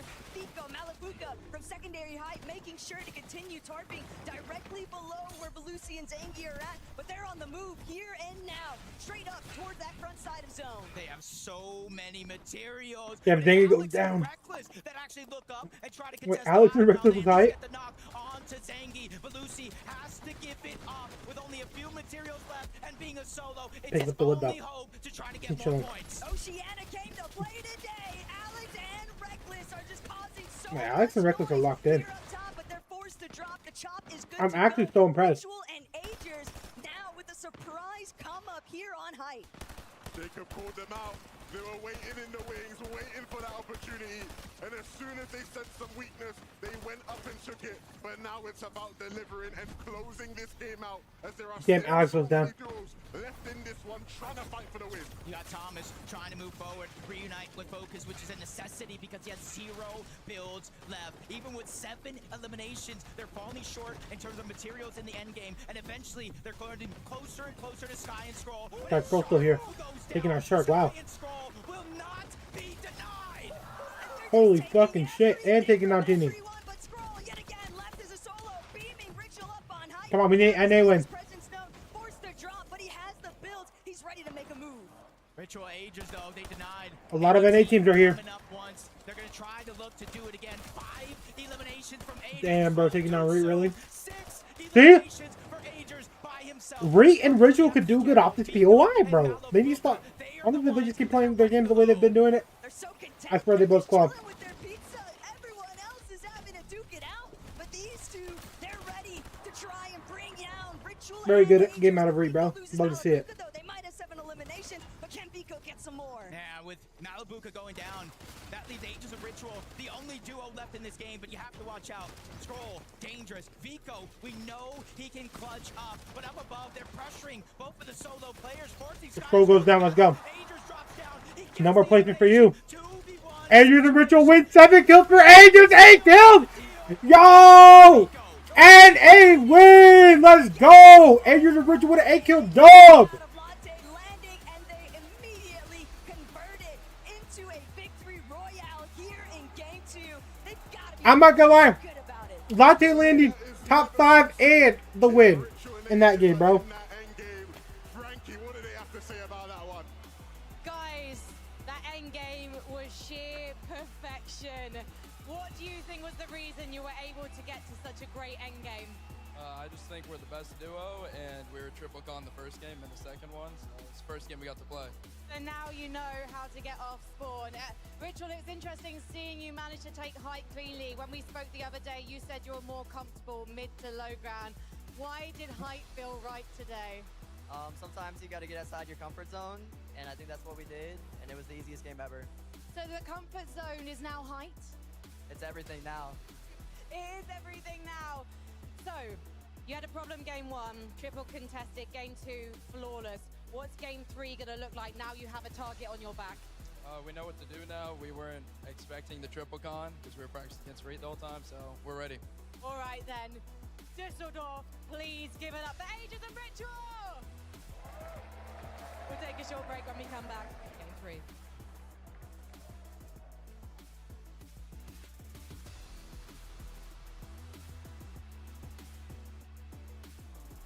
What to win? All right, let's check out the leaderboards, boys. Mute that up. All right. After game 2, chat, we have Sharkantini in first, man. Okay. Sharkantini with 151 points. Sky Scroll with 132.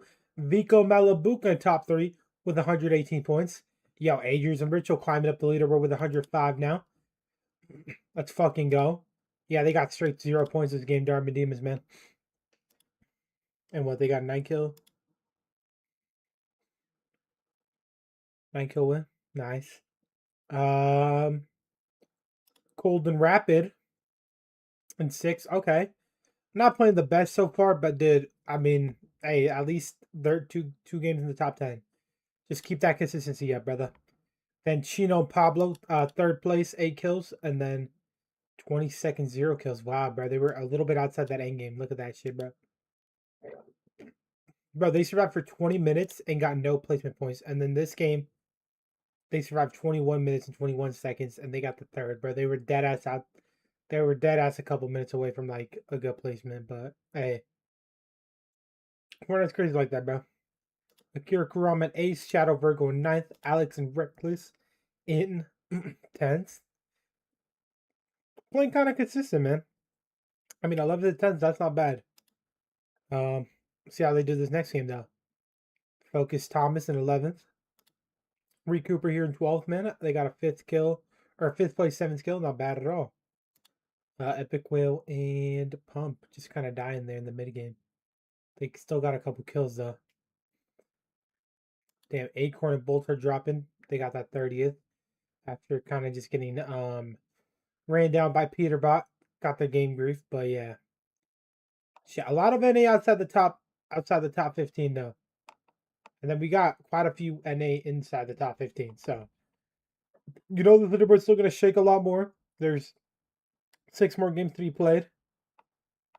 And yeah, where's Peterbot? Let's actually check that out. Where is Peterbot? Peterbot Pollo 26 right now. I mean, it's 2 games in. They haven't really had a good game yet, though. But, hey, man. We'll have to just see. Damn, Victor Vincanada all the way down here, bro. 27-0 Elam that game. Well, I guess we'll see. All right, let's get back into the action. Game 3's coming right up, chat.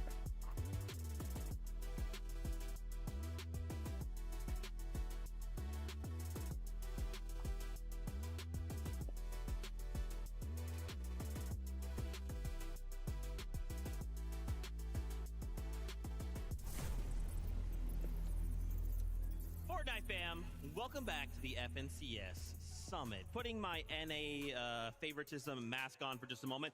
What's up? NA on top of game number 2, that's right. Ah! Okay, took it off there. Unbiased Zeke back. I come back. Crazy stuff. Wait for one back on. Ages and yes! Ages and Ritual get up here. Okay, back off. Anyway, sorry about that. Sorry you had to see that. Congratulations to the duo showing up when it matters, right? Finding that momentum, finding what was crazy too, the high ground of all things. And I love hearing from Richie himself, like, hey, it is now. High ground is right now. Zeke, I don't need a mask. I feel like the slightest increase in how big my smile is after an NA team wins a game should be telling enough. I mean, incredible game from the boys here, and we were kind of watching this one fizzle out, and it's like, you know, we kind of tune into them. They're on the high ground, they're chilling. Agers, man, ends the game. What was it? 8 eliminations. Ritual over there with 0 as well. Obviously, we know Ritual is good at making those IGL calls. That's what he's known for. Yeah. But Agers having a performance like this, man, incredible to see. Really, really nice to see these guys clutching up, claiming that high ground as well. The way they took height was absolutely perfect. Took it at the right time as well. Something we've sort of spoken about throughout this weekend is the time that you take height is super important. If you take it too early, like we saw with teams like Alex and Reckless, took it a little bit too early, had it taken off of them. But there's a point in these end games where if you have it at the right time, you can ride it out to the end. And especially if you're a team as good as those guys, they are capable of doing it. Triple contested off spawn as well. Like I mentioned in that interview, why Nalu and Rainy was the sort of surprise con from the East. Really, really great job from those guys. Yeah, that's not what you would want to hear, right, on LAN. Yeah. Oh, we're triple contested. Apparently, Agers Ritual, they do not care. We have a listen-in from that last game. Let's check it out. Good. I got blasted. Coming over. I'm good. Where? I'm med bombing. Yeah, watch this back wall. It's weak. Okay, I'm holding it, but be awareness for me. I'm grabbing slices. I'm just holding walls. Give me some hearts. Yeah, delete those. I'm 5-0-1. I'm good mats. I'm good mats. Yeah, hold. holding. You hold. Hold. Got it. Dead. 150. Holding. Hold. Can't get it. Second. What are your whites? Pizza box. You want to play all height? You want to go height now? I'm down. Yeah, throw it. Throw this. Right. That'll be fucking high plays, brothers. Spray in second height. Yeah, spray. Break. Zone. Med bomb. Look at it. Yeah, I'm staring. He's going up. I'm in. Dead. Come on. Baby. What's up, Damien? Come on! That's what I like to see. What's really interesting too, of course, they had the high ground, but then in that like kind of pivotal moment, they're like, let's just drop low ground. They're expecting us up there. Let's just take the fight to them, catch them off guard, blindside them, ends in a victory royale. Yeah, incredible stuff there. Love to kind of tune into the listen-ins because something that we can't really pick up when we're just watching them heads up is like, chilling, bro. We just watching the things that these teams are aware of. You kind of heard that he was calling out head miss. He's watching finals, bro. You know, overdrive up with that. Who wins? So they were fully aware of that. With that game right there, after a rough game, number 1, Agers and Rituals find themselves flying up the leaderboard, 30 spots to join the top 5. You know, I was told in 2 games, so. A team up there. Of course they are. But yeah, they're going to be 4th place after that one, 105 points. Yeah, really, really great performances, guys. I'm looking at first place right now. The new first place on the leaderboard, Teeny and Sharp. We got to bring it back to EU, all right? That's what I'm here. That's right. These guys started the game really interestingly. They actually lurked on Dharma Dimash, our ex-first place team, and took them out of spawn. Really bold play at the beginning of this tournament. They've only just had 1 game prior to that. So it's like we are playing for the win already. We are trying to take this by force, and that is what they then continue to do for the rest of this end game. Exciting You're going crazy, bro. You know, we're only 2 games in, but it starts to feel scary when Mini Miner kind of makes the point, hey, listen, you know, Shark and Teeny game number 1. You guys got to make the most out of that. They did. It comes over to Wonky Land. They have a great game. This was nowhere near Wonky Land, man, right? They had to rotate across the map, but they still did very, very well. And that's when it starts to get scary for me, when I start to take a look at how good some of these teams just are at playing Fortnite. And not to mention this change in strategy as well, like you mentioned, early in the game. So they look prepared.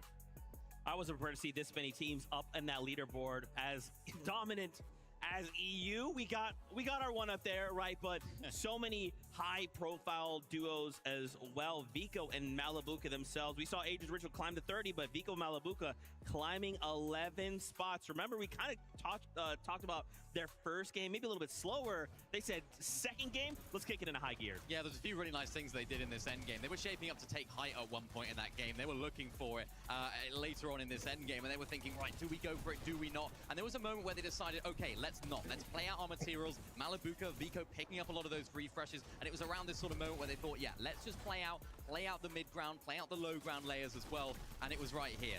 Vico decided, yeah, let's just try and play out as much as I possibly can, going back into the storm. And then, of course, when Agers and Ritual came down, they took out Scroll. So he managed to clutch up that second place. And something that I just noticed about Vico, right? Holy flashbang, bro. Walking off for that break, we actually walk by them when we get to the desk. They're very chill, very, very calm. Because a lot of fans, of course, chanting his name. He was fired up. He was feeling good, and I hope he carries that into the next game. All right. Well, you know what? I'm actually getting word. The next game is ready. So, casters, let's kick it back over to you. Fuck yeah, check Already game 3. down, 6 more to go. This is looking a little bit more like a marathon instead of a straight foot race. You would think so, but with the way that Shark and Teeny are playing, they're looking to eliminate anybody that's coming close. Darm Deemish, targeted intentionally. They were in that first place position, but an early departure now means Shark and Teeny might look to take over here in game 3.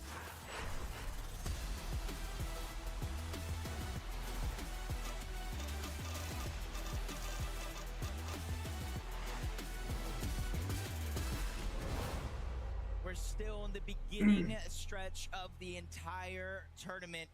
Game And 3, where chat, you let's are now go. on the leaderboard isn't too impactful. Fuck yeah. There's 6 more games left to pick up those points, eliminations, victory royales, and close the gap. We're looking at who is the best in the world as of Well, now pump, man. and top 15 for the global championship.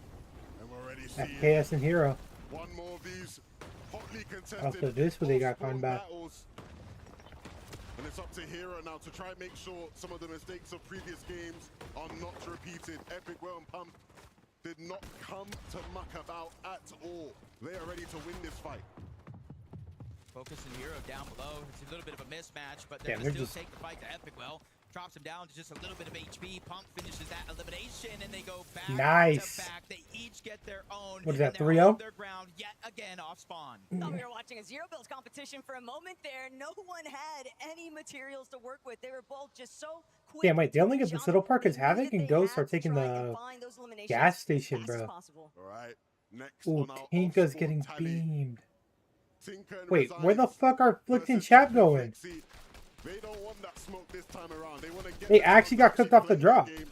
And this might have been the best possible decision they could have made.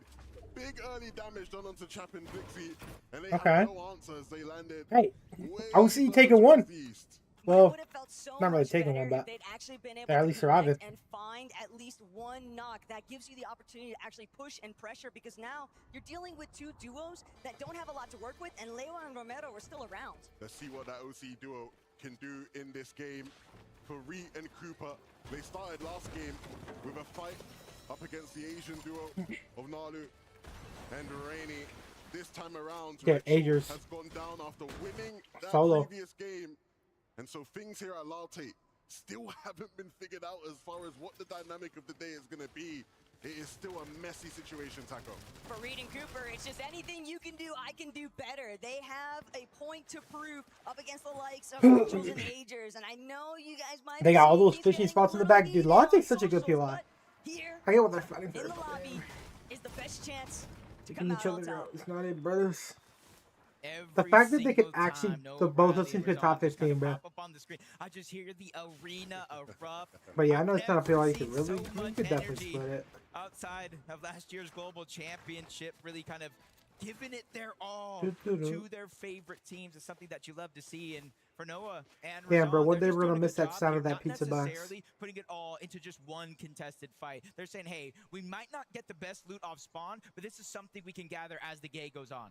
And already in game 3, major off-spawn switch-ups, Rainy and Nalu, the Asian team who had their struggles landing in the northeast of the map, trying to take fights in Latte that just weren't working, have now decided to land at Riptides. And I'm not sure if Focus and Thomas are quite aware of just exactly where they are.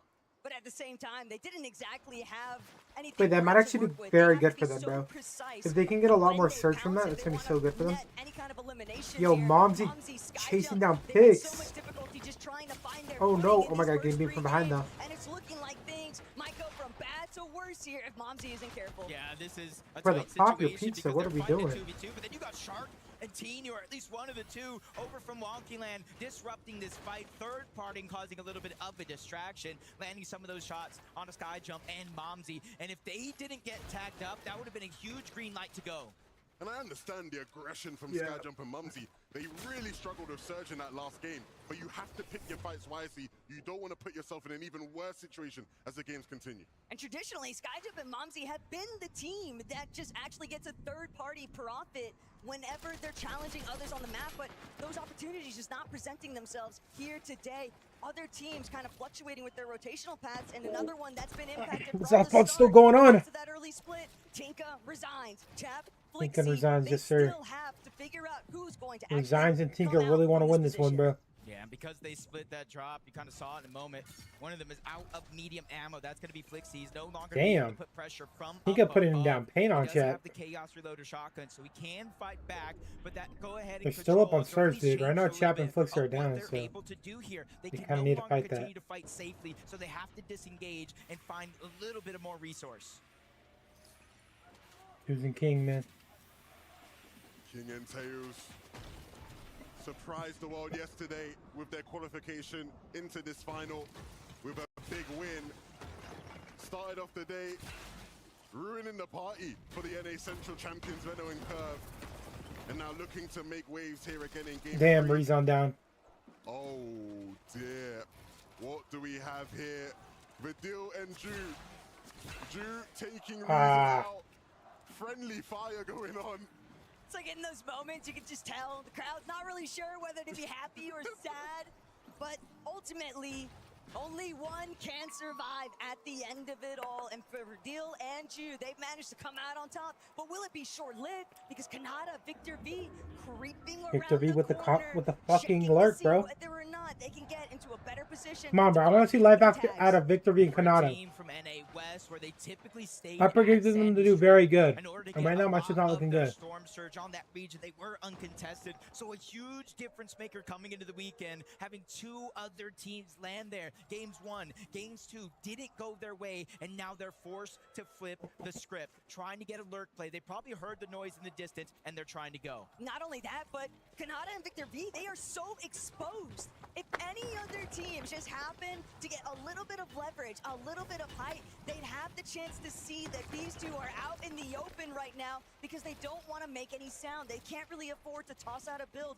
They want to ensure that Jew and Vidil are completely caught off guard. Vidil and Drew, though, from the way they're playing, seems like there's some sort of inkling something is being cooked up here. And I hope they persistently stay on top of it, and they will. The jig is up. Kanata and Victor V will look to dip as they realize there is no free opportunities here. Curve and Venno, Game 1.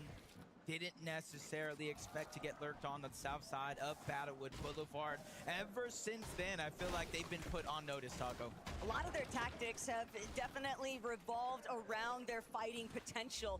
Both of these players are able to deliver some big blows and some big clutches, but at the same time, you can't factor out the competition, and it's scaling up with every single match that goes by because everyone's looking for the perfect adaptation. Lurk after lurk here. Thomas HD and Focus trying to do the same things. LB Works and Bot, they're the ones up above on the mountain, but the Bush just hiding their exact location. So Thomas and Focus, they're going to have to take what little information they currently have here and try to figure out how they're going to run away with it in this play. Kind of moving from the bottom up. There's a huge height advantage, natural terrain so they can see it. But they might have spotted out Bot, just kind of run off to the side. This could be a chance for them to try to take a 2v1. Yeah, they've got to know that there's a solo in the bush now. But he's also aware of the potential someone to come. If they can find the right timing, this will be a great 2v1. Yeah, I gotta run out. I'll be right back. They might also just patiently wait for Bot to return. No, they'll jump into the bush. They want that damage. They want that fight. They saw Bot leave the hill and decided it was their time to strike. Yeah, at least Bot came back, trying to draw back a little bit of that pressure. They did land some damage, though, so that's the confidence building for Thomas and Focus. Good shots connecting yet again, but the distracting third party bringing everything to a halt in this moment. Thomas, Focus, they immediately box up on top, realizing we're in the zone. You still got to come to us, and now they have a moment here where there's a little bit of an advantage here in terms of positioning. Their prey just barely managed to escape. Thomas was trying to find that full box in, but it just didn't net itself in his favor. And now, because of the shots ringing through from Battlewood Boulevard, it's just going to be another delay, another slow down. And they've had a rather solid start when they've made it out of Riptides, but it's evident that they are on the hunt for some very aggressive plays. This was my fear. With New Sanctuary, if Resigns and Chap couldn't figure things out between themselves, would things start to get messy deep into the storm? And that is what we're seeing take place here. They can't close it out. He's able to escape, but he will continue to hunt. Yeah, and it puts you just in a tough situation. Whether you win these fights or lose these fights, they're so drawn out. You're trading damage. Even if you get the eliminations, Taco, you're not necessarily going to be above that damage threshold. And with the zone pulling far away, it's going to be hard to get it back. They've just spent so much time fighting and dealing with each other that they've left both of themselves in just worse positions, because even for Resigns, even if he makes it for the reboot opportunity, Cap Flixie, they're also still left in a world of hurt because so many other teams are going to look to try and hold them captive inside the storm, not giving them the proper opportunity to rotate through the edge of zone. Last time we see Curve and Veno kind of lurked in a different situation, trying to play safe. But as we tune in now, empty item slot, but they're going okay. On the other side, though, may not be necessarily the same. Malibuka dropped down to just a sliver of HP. Biko, though, able to save the day, pick up that knock, get the elimination, and is now giving Malibuka valuable time to heal up before they have to make their journey to zone. Hey, go Biko, go after all, and this is exactly what the young superstar needs to be doing. Malibuka on the ropes, and just like that, Biko able to turn it around. I mean, if these guys are going to come out fighting and Malibuka is going to come out swinging, it takes the pressure off for Vico to deliver. But when he has to, he'll hit shots just like that. Darman Dimash, a second chance in this lobby. They started the day on top. Their second place competition took them out in game number 2. And here in game number 3, they'll look to recapture that first place position. Just pulling it back to where things actually ended up here for Chap and Flixie, and Tyler just caught lacking, had no idea that there's still a team sitting around you saying, We're back and lock the fucking chat. Let's go. Certainly clean up that elimination. Siphon can allow him to survive just a little bit longer inside of the zone before he has to pop any HP. And I like what Javi's doing here. Instead of fighting a 1v1, giving him a chance to possibly win, he just converges back onto a Minish. They get into the same box and realize, hey, there's a huge strength in numbers. We're up. Who did he kill? Surge. We didn't take much damage. Let's just take this Was moment it as a Jace win. or whatever his name is? practically 5-5-5-2 on their next entrance. Peterbot Pollo, how they looking? So we'll see They looking good on Surge? but Peterbot 94 Pollo, above, not very good. quiet start, a different strategy. It's very foreign to see these two not with a whole slew of eliminations already built up in their counter, but they have clearly devised a plan and a strategy that revolves very heavily around playing inside of the storm. Zone pulls far, and they're waiting. You can see Pete is in the base, waiting for players to rotate past, but unfortunately for Pete, those players aren't going to come in, so there is a good chance we see another game where these guys are down and out of luck when it comes to Surge, desperate to try and jump into somebody's box. Kanada and Victor V, we saw their desperation earlier when they were trying to make plays happen. Now the situation has worsened. They have to make something happen right now. This is the only decision they can make, but it's going to be one they're going to regret. Kanada goes down. Matt and Cole were able to get that elimination, and these guys have been the unsung heroes. They qualify out of NA. They make some big plays. They make it from the upper bracket, and now they're shining here in Game 3. First elimination, sometimes that's going to be the hardest, but Victor V finds him so down in the depths when it comes to damage. Almost 400 overall. That's almost 2 full eliminations worth of damage, and that's where it gets tough, because even if you're able to take down Cole, you're at a disadvantage. 2v1, and this one's going to be tough. Victor V can't even afford to stall. The Surge is just going to start ticking away at his HP, and for Matt and Cole, they've already gotten exactly what they were after. Sure, Vic's able to pick up the splashes, but what else could he do with it? They need to be careful on Victor V's side and on the other side with Peterbot and Poyer lurking in the zone behind them. Veno and Curve, what do they have for Resign and Tinker? Damn, Tinker Resign going down. We've seen Veno do that many times over the years, and he did that as well in the NA finals, and Tinker and Resigns clearly weren't prepared for it. We've seen how things fared for one half of that stalled out engagement over by New Sanctuary. Flixie Chap trying to see if they can change their fate, though. Opening starts, seems like it begins with Liam. Yeah, 35 below the damage threshold. Looked like Liam was going for the reboot. He gets denied. But you notice they went from barely below the damage threshold, getting that elimination, to barely above. So for Chap and Flixie, when it comes to Storm Surge, they're not safe just yet. Even Agers now winning that game, going and kind of trying to ride that momentum. Damn, bro. It gets cut short, 151, and it's active Surge.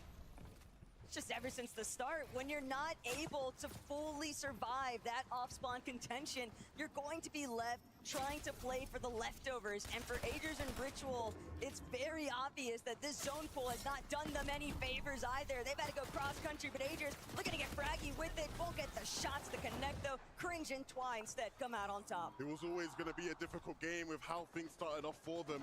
Even after that impressive win they got, but this duo is not out of it just yet. We will be hearing more from them over the course of this day. But for now, they'll leave it to the rest of the lobby to cook up for us. Fadil and Ju looking to do just that. Ju already starting the game with one of them onto Reason, and they will look to quickly improve on their standings. Just 30 points so far, but plenty more to grab in this one. Yeah, almost 400 above the damage threshold, so they are looking good. No necessity to peek. Curve and Benno, same thing. 5 elims, 900 plus damage. Gets cut short. Yeah, 900 bucks, very good. As they kind of break through the builds, but you see in Benno and Curve persistence here. They see a pile of loot, but instead of just running in, getting greedy, they're playing very, very calculated. This might be where they fare best, though. They want to be in the thick of it because that's where they'll get the best opportunities to shine. Thick of it. Catching players off guard, trying to work their way through those lower layers undetected by the teams that are already boxed up a little bit higher up on height. And speaking of which, Shark Teeny already trying to get that little bit of leverage because they need to find a solution to being underneath the search threshold. You know how this one goes. 130, 153. Storm Surge begins to activate. Every 7 seconds, Teeny and Shark will be stricken with 25 damage, shield, or HP. And it does not turn off until there's 40 or less people in the game. Right now, their strategy looks to be to out-heal it. But now Shark is out of heals. Now he's put on a timer that will not last forever. But look who's avoided almost everything along the way. Acorn and Bolts. Teeny has fallen, though. No opportunities to bring this one back. His body very bad game. carried away there by Ju and Fadil. Shark looking to see if he could try to scramble, pick up the pieces, but as a solo with no HP, what more can he really do? He doesn't look like he has the answers to that question, Taco. With just 1 HP remaining, Shark and Teeny will leave their first place spot up for grabs. So many of our Titans go down. And they can get first here. How Teeny was able to go down, but Dio and Ju just caught him lacking at the wall and get that elimination. Even during all that chaos, we saw Cold and Rapid went down as well. Venno's gonna get knocked. Curve trying to be a hero. One is already there, trying to get the second onto Sky, but he gets denied that opportunity. Rightfully so. He goes right back into the box, trying to get the revive onto Venno with his own pushing him in. He can't be the hero he needs, but there's still a knock right in front. Curve trying to save the Siphon for the last moment. Curve needs it to kick in now or never, but he can't afford to see if he can find another shot. Eventually, though, he might be. Wait, why didn't he get the thirst? Or like, when you've got 2 Titans of the lobby, good enough? major champions going head to Dude, head. the way Sky in school just survives sometimes is fucking crazy. Might not been able to save his teammate, but Sky certainly could. Scroll back in the game and back with a chance to make things happen. Curve with just 17 HP needs to tiptoe his way around, and he will be caught out. And so it's up to him now to get things done on the front side of the No Alex in this game, bro. Pixie looking to do the same. Malabuka, Vico, we've seen how strong they've been so far today. Will this be their opportunity to take first place?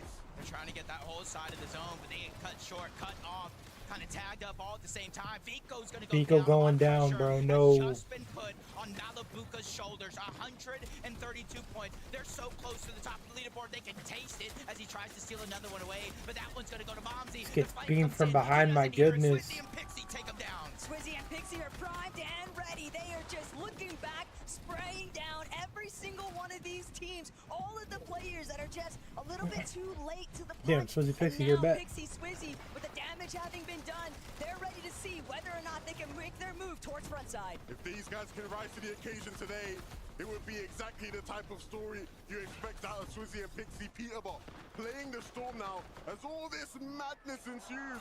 Ju and Vidil, they are looking to take You and Vidil on the high ground.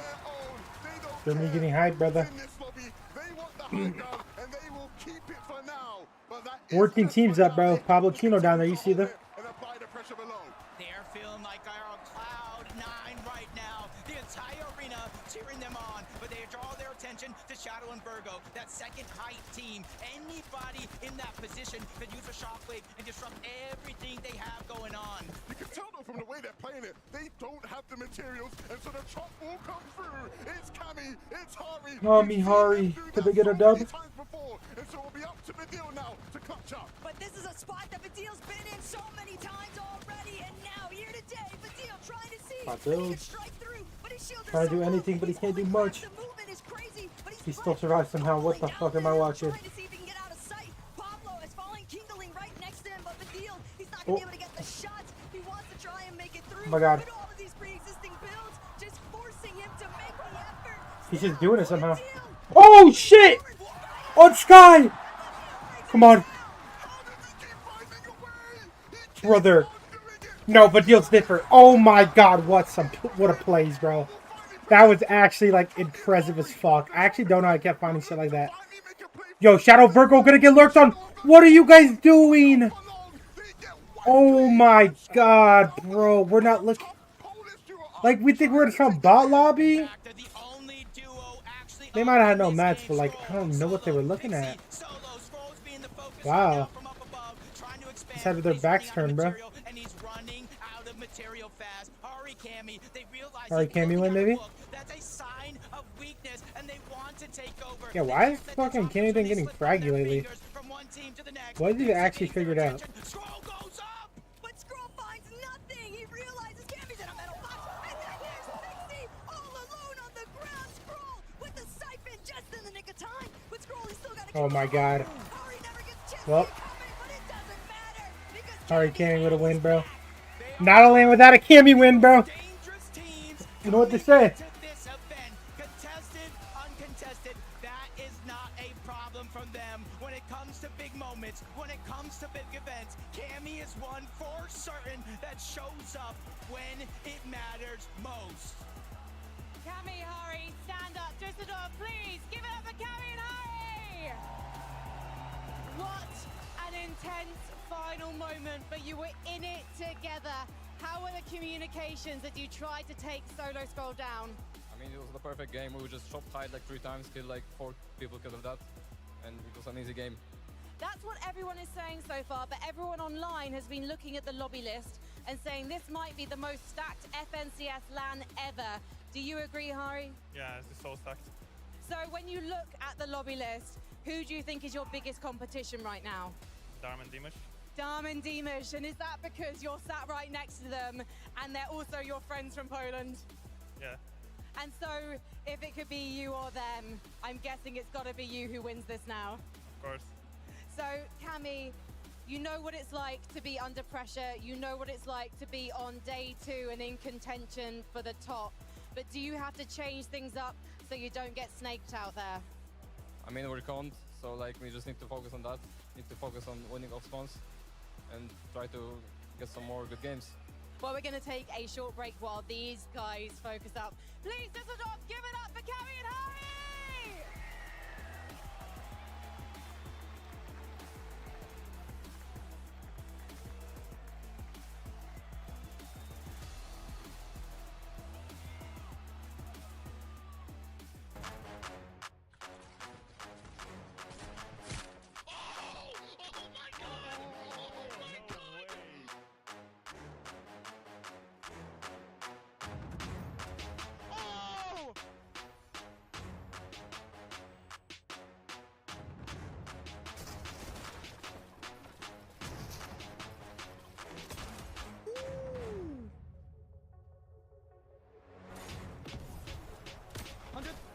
I got hit with that one off. I'm popping a medkit. Wait, short. Got 6 builds? No, max up. Well, Share mid, wait. 100. Well, damn. I checked that leaderboard chat. Oh, what am I doing watching these stupid ass, bruh? Leave me. Alright. Guys throwing first, man, with a fucking 70-point lead, bro. It may just be happening, bro. A fucking second kill, 9th. Third place, 5 kill. 6th place, 5 kill. Like, bro. Their consistency may just be unmatched. Chino Pablo in 3rd. They got a 4th 2 kill and then a 3rd Elim game. Shadow Virgo in the top 4. We love to see that, bro. NA's showing up here in the top 5. Let's go. Vico Malabuka, Swizzy, Pixie, Angel's Ritual, Cold Rapid, Darm Demus, Acorn Bolts. We got a few NA teams up in there. Okay, 7th place, 2 Elims. Not bad. I didn't see that game. Didn't see much of them in the end game. I mean, Harikami, bro. First good game we've had, bro. 7 Elim win, which is good. 97 points off that. Focus Thomas with 92 points. Akira Kurama, 13th. Cringe, and then Belusi and Zangi. That's like teams right now qualifying for LAN. Right outside of it, you got Sia, Scary, Chap, Flixie, Golden, Ozone, Pix, Ghost, Alex, Reckless. Yeah, Alex Reckless dropped very low after, not very low, but they dropped quite a bit after getting a 33rd there. Grant Cooper also dropping very low after only surviving for 5 minutes. I don't even know how they died. Who killed them?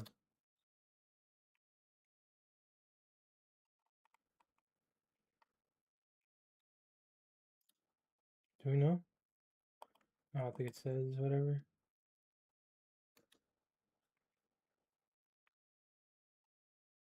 Mateo Jew, Epic Whale Pomp. They started off pretty good, but after the first two games. Actually, wait, I guess they just got all their points off one game. Yeah, it's right there, like 60. Dude, Pollo Pete, man, they're not looking good at all, chat. They got a 15th place, 3 Elims, man. They are right there in that end game, man. If they just survive, get it one, like... If they just get a couple picks there, bro, get some refreshes, like, they would have been chilling. FKS Hero. And then you got Resigns and Tinka, Kanata, and Victor V, man. All these teams with 0 points. Wow. Cole and Madden are down here as well. Japko and Panzer are down here, man. They can't find anything to go well for them today. Josh Yamzo also dudding.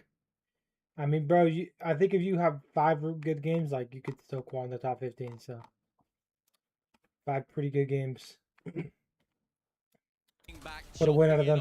Sneaking in the backside of this zone as well. All of that LAN experience that Cammy what a win. Paying dividends for him right now. The scroll high take was almost crazy, but they held him off to Carter. And what they did really well here was they took height at, again, the right time at the right way. I love seeing this from Cammy and Hari. Now bumped up that leaderboard, but if I think to specifically how this duo plays, you can go back to the 2022 Invitational where Cammy and Seti ended up winning. Issue is they weren't known for playing very well mechanically, for getting those eliminations, but now Cammy paired up with Hari. I'm seeing much more confidence. I'm seeing them pushing. I'm seeing them play for height, get those eliminations, and you know, it's working incredibly well.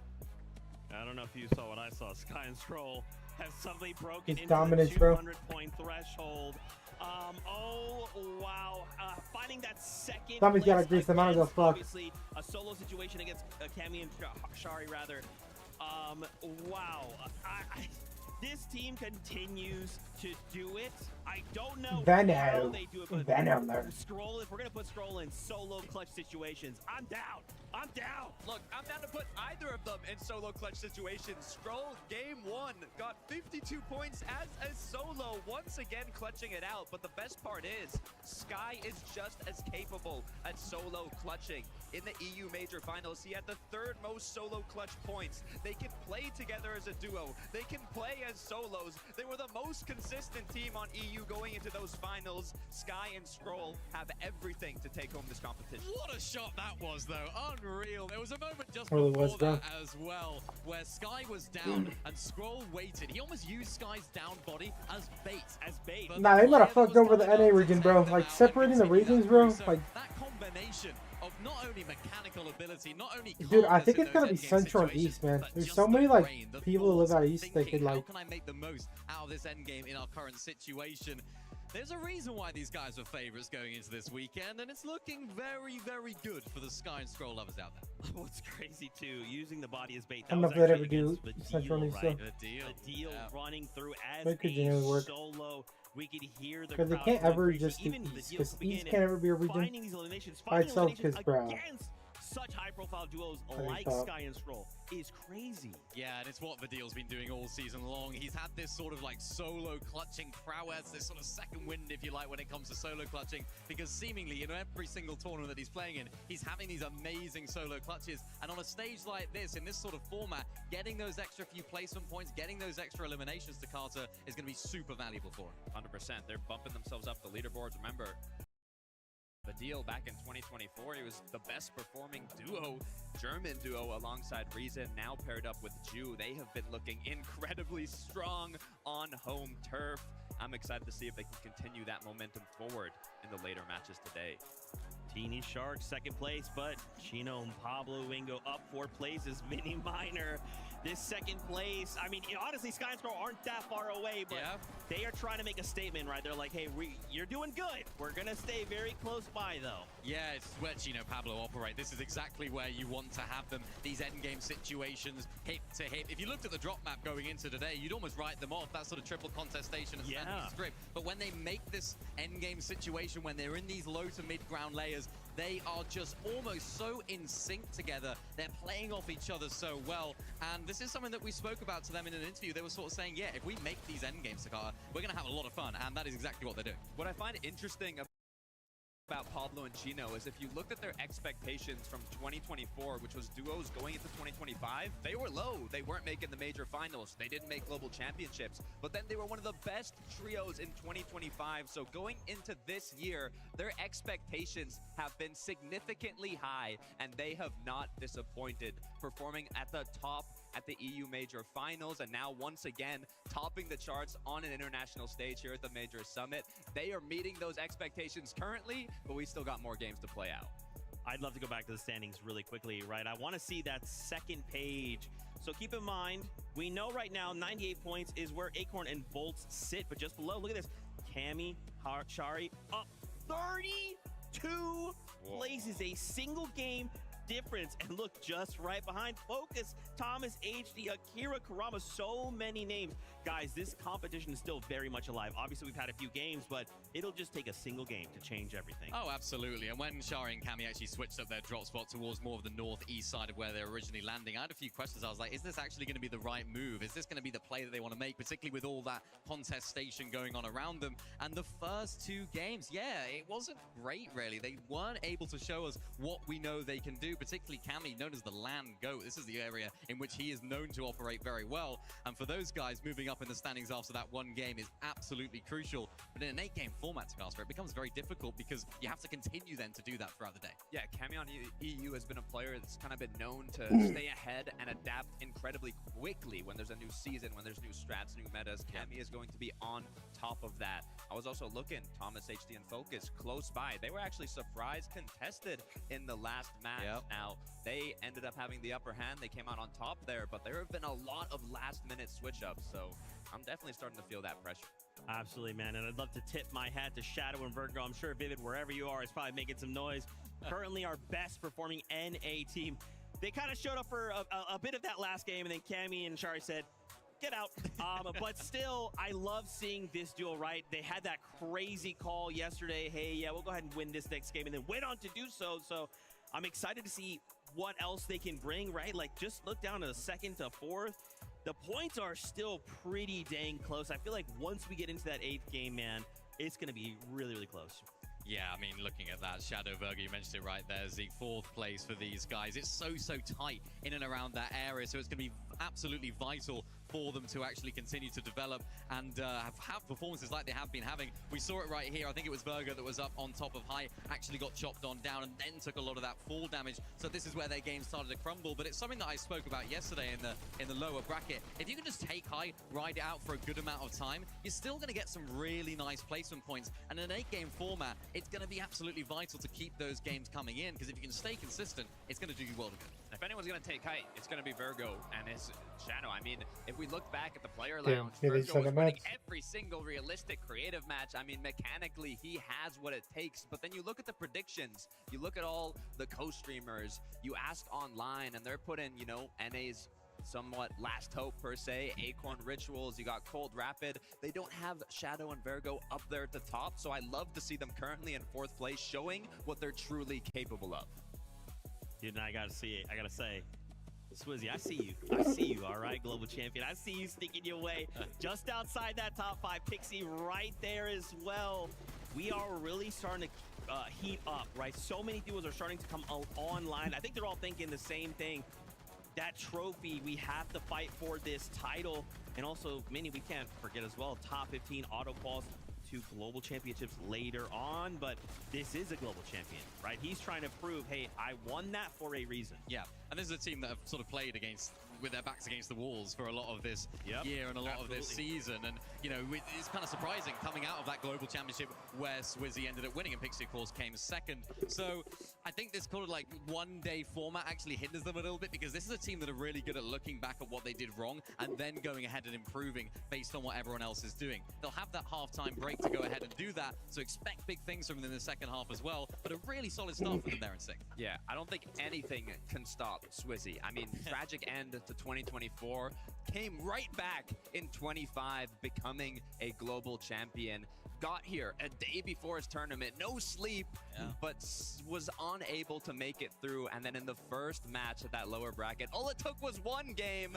They took home the win, qualified themselves to today. And, you know, now hopefully Pixie, Swizzy, they're feeling more well rested. They're more locked in, ready to go. And yo, I don't appreciate you sharing a lot, brother. Leaderboard, I'm excited to see if that continues. I think it's really funny too, because like if you think about it, game number 1 or day number 1 rather, you got to play 6 games and be the top 25. So he's like, okay, do I play 6 games and then top 25, or do I just drop down in the lower bracket, win game 1, and then go back to sleep? Great story. I don't obviously know if that's true, but in my head canon, that's absolutely what happened.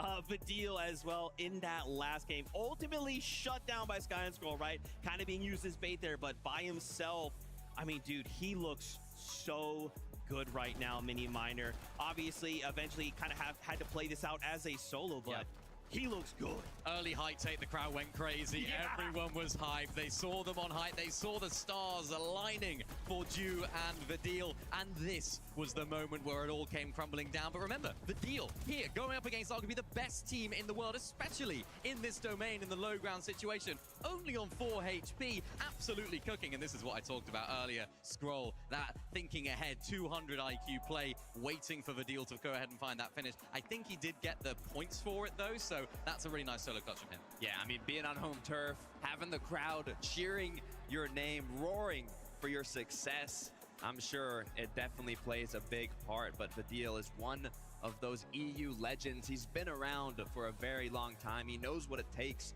to compete both online and at international competitions. Paired up with the Jew.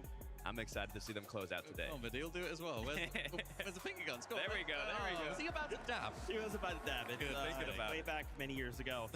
But you saw him there for a minute, locked in, right? He's like, hey, the job's not done. I have to keep pushing on forward. But friends, I'm getting the call right now. Casters are ready. The next game is ready. So Casters, over to you. You know, I like the way Zeke just said that. Job's not done. And for Sky and Scroll, they might have about a 70-point lead, but it's exactly that. 5 games left, job's not done. Yeah, but when it's Sky and Scroll and you start looking at the point differential that's already taking place, all I can think about right now, Levin, is what happened in Major 1 Grand Finals. But first up, let's see what actually takes place here in Game 4. Let's fucking go, chat. Game 4 is here. Hell yeah.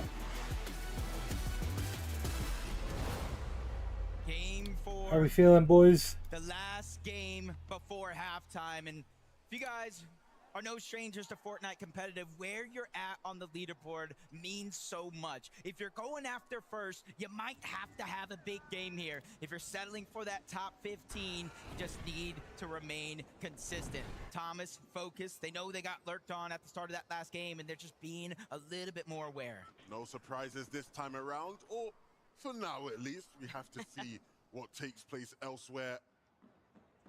Looks like these guys might get a game uncontested. Pumping Epic Wheel. Oh my god. And it looks like the Middle Eastern duo has decided. Epic Wheel just gets beamed out the sky. They don't Wait, what's get happening? on, but they do get shot out of the sky. Why don't they show the Virgo fight? Here, as these two duos run it back. Oh my god, Hero actually takes on Virgo. Sometimes you have to glide in, and Flixie's No way. the chest, gets the Thunderburst, but not the elimination. 2v1 Shadow down too, wow. The strength in numbers, and that was Shadow and Virgo down to Middle Jack East. went underneath. He left his There's teammate no alone fucking by way, brother. himself, and sometimes that's the only second you need. Sometimes you just have to give up the sacrifice, though. Flixie fully understanding that they just weren't going to be able to pull this one back. It's better to just have Champ try and play things through. He can look for the reboot later on, but for Hero No and way Focus, Shadow and Virgo got out dropped they might actually and get to died. experience a game. They've been dealing with Epic Whale and Pump, and we can go back to see where things really started to take off for them. Surprise spotting Virgo. That's the bad news. Upside with the follow. Appreciate you, bro. Hero not finished with it. Yo, what? Those eliminations, and honestly, sometimes it takes one switch up of a drop spot to get things rolling in your favor. And already we'll see how they rise up the leaderboards after this one. Triple contested still over towards Sandy's trip. It's Chino and Pablo that find themselves in a close quarters combat situation here. Victor V and Kanata on the west side of Sandy. So right now, it's going to be Fakun by himself, just having to clutch up or just stay alive until he can get his teammate back. This is a dispute that has been taking place since Friday. Pablo and Chino have non-stop been looking to bring down Fakun and Minifio. They nearly succeeded in yesterday's competition, Joseph. but it just wasn't enough. This time, though, Damn, okay. Pablo Chino winning off spawn again. for all. So game 4, they'll just have to deal with Victor V and Kanata at Sandy. And that is a balance that I think they are willing to live with. One that I think they can find Kazi success Damo with. this time lurking on focus. And so if there's anybody that can give Sky and Scroll a run for their money at the top of the leaderboard, we know it is Pablo and Chino. We also know what Thomas is made of, especially when it comes to international tournaments. 92 points so far. Not necessarily the start that they have wanted, but still plenty of time to kind of pick up the pace. Kazi trying to disengage underneath, focus on the chase, shot after shot connecting until he finally gets that first knock. Focus just chasing that shit down. On the other side, Focus cleans up one. Thomas now trying to stall out this fight, waiting for his teammate to come fighting back, Damo using now. their numbers to their advantage and just firing It's off actually on pretty all good for them. cylinders. Damo by himself, Getting a but bit of siphon here, gets or not sent back to siphon, the lobby with Kazi. a bit of surge. Obvious that OC duo was They running did take a little on bit there, fumes so here. I don't know how Unfortunately much they for really got out of them, that. Thomas and Focus do take full advantage of them being pushed so early. But Poyo, Peterbot, Wow. this is unfamiliar territory now. NA fans, look away. This is not what you want to be watching. Poyo, who's been the more reliable, it feels like today, as far as staying alive in the duo, goes down at the hands of the Frenchies, and so that leaves Pete to fend for himself. Pete and solo, keep this bro. duo fighting in this tournament. Yeah, and that's something when you kind of look at the stats of Peterbot and Poyo on day one, you know, kind of leading in damage right there with eliminations, but where they placed on the leaderboard is not where you would think a team like Peterbot and Poyo would place. So it's not necessarily So the studios. actual fights and mechanics, it's the overall game plan. So far a tournament to forget for them, but still plenty more to Kingsley. play. Chap has been able to Wow. keep himself in the game with a nice little lurk onto King. That's exactly why Flixie knew he could Yapko trust his taking duo out when he Reed. left off Oh, on a solo fuck no. adventure here. Yapko and Panzer, though, profiting from what's taking place over by Latte, and they've got Cooper directly in their sights. Yep, they were able to kind of angle out Reap by himself, and now they land a big shot onto Cooper. 2v1, they're continuously trying to push in. Cooper's time is definitely limited here, the way Yapko and Panzer have been playing. They need the points. They have to try to catch up and move up that leaderboard if they want at least top 15, but Cooper's keeping them on the chase up until now, where Cooper finally Off another N18 down, bro. that decision to split with Wow, Angels for of real, Richmond though. not working out. And we have seen I'm just like, Panzer oh, dude, I already know. anybody in this quadrant of the map. Yeah, bro. And they need to lock the fuck in, bro, for once, man. It really feels like they've been Shit, playing bruh. a I don't know. lookout to see who's going to be the duo that gets pushed further north from Latte landing off the initial off-spawn contention. And every single time, whether that's been Ritual and Agers or whether that's been Reet and Cooper, you'll see Yapko and Panzer Guys, Scroll here, throwing bro. their names They're looking into the good. mix. Dude, Sky and Scroll might just run away with this, bro. There's gotta be like, dude, Shark and Teeny gotta fucking like key that mountain one game. If anything's gonna do it, might be them. But I don't think they're gonna run across the map just to like. I mean, they know that his siphon base is there. And then moments where they play passive, just like this, lurking. We know these Yo, what is that teleporters purple allow item in the the inventory? teams I'm like actually to confused what that traverse is. Avoid all the chaos that goes above and on the island, but sometimes it ends up being one of those plays where you run into nobody throughout the course of hiding down there. It looked more Cringe like they and were Qual, set bro. up banking on someone actually taking that ascendant Yeah, even like the directly average. down to them, obviously hoping that they You could get can- the you doing advantage good. off the right side peaks, but Cringe and Twy, they'll be the closest to it. Whether or not they actually take the bait, though, that's a story left to be settled. Shark and Teeny, a game where they will have to prove to everybody watching that they are really here to play. We've seen them win, but after last game's surge disappointments, the question does become, when this team faces a challenge on this stage, can they rise to overcome it? But what really makes things so exciting is that we've seen EU challenge Sky and Scroll before. You can never count yourself as safe, even when the match looks promising. Swizzy and So Pixie on many the lurk. teams like Swizzy and Pixie all Crazy just in kind his of box, nestling man. in to these tucked away positions, utilizing every bit You're of just terrain waiting to for their Crazy to do a advantage. mistake, bro. In the case of Open Swizzy it and up. Pixie, they've almost And been they're doing counted it. out by many people watching, and understandably when you look at how the year has gone. But that Nice, Cold. talent to count out. Taking out Yamzo though? What the Speaking of fuck is talent, Yamzo doing over here? Big Cold on the screen, picking Yomzo up. And it might just have to be stupid, bro. Not the spot you want to be fighting. Yeah, let me key a team over here at Forfield. Who are they? Oh, it's dropping in Cold. We would have anticipated a Yamzo Huh. and Josh to even be at. Like, so bruh. clearly a little bit of a mix-up Literally doesn't make already sense that taking they're here. place. Yeah, and just unfortunate enough, you kind of saw the no knock. It was straight elimination. Josh probably out of the game already as we tune into Peterbot. Nalu and Rainey, just like Josh and Iamzo for that matter, just kind of landing where they want each and every game. Come on, trying to bro. go Is ahead Peterbot and gonna have a catch the Peterbot team type of off game, guard chat? while they're going for their loot path, but Peterbot's been a Gotta be solo honest, for Peterbot so washed. long in this situation. There's been too many teams I mean, it's just not inside chapter. Squid It's just League not and chapter outside 5 as anymore, well, bro. No so more there's really been mythics, no more chance for them to medallions. get Like, that reboot. But part of the problem for I do Peterbot think in a is medallion. taking that aggressive Bro, fight, actually, that early nah. motion up against Skyjump and Mumsy, and it not netting Also, the anything storm for surge them. is different It now. just left Squibbly up for grabs. I just And the moment fuck, that bro. Team C real estate, they're going to start moving in. That's exactly what Rainey and Nalu have done. So Peterbot, he'll have his work cut out for him in terms of getting the reboot for Foil in the Nice. first place and making it Majors and Ritual can have a very good game here, bro. Aegis and Ritual making their rotation on over. Typically, you kind of see them use the I think long these guys are gonna launch pad fall towards the Saudi, backside too. of Latte landing, but Yapko and Panzer actually ended up using it. I'm not sure Aegis and Ritual know they're there, and I'm not sure Yapko and Panzer are even going to try to dive down on them. Both of these teams need to get into the zone before they're eaten alive and damage being taken. far too far and away. It's the render distance that's just working to their advantage. They are gliding overhead. Agers and Ritual, there's not really a whole lot they can do about it either. They know they just got to keep moving forward into the next zone. Uh-oh. Pump. Don't see Epic Well anywhere in sight. And this is a situation that might make you a little nervous if you're Epic Well and Pump. You've been performing decently well throughout the course of the day. almost in contention of one of those global championship spots. Then you run into Vico and Malabuka, and in the distance, there's a shark in the water. Yo, Teeny and Shark Alert. Oh my god. Shark could get the beams. Is he gonna do it? He doesn't shoot though. Do they know Pump is here, or are they just trying to Oh wait, no.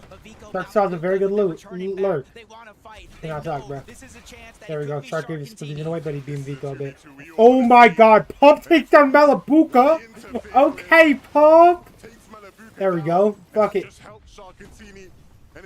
That's the West boys, bro.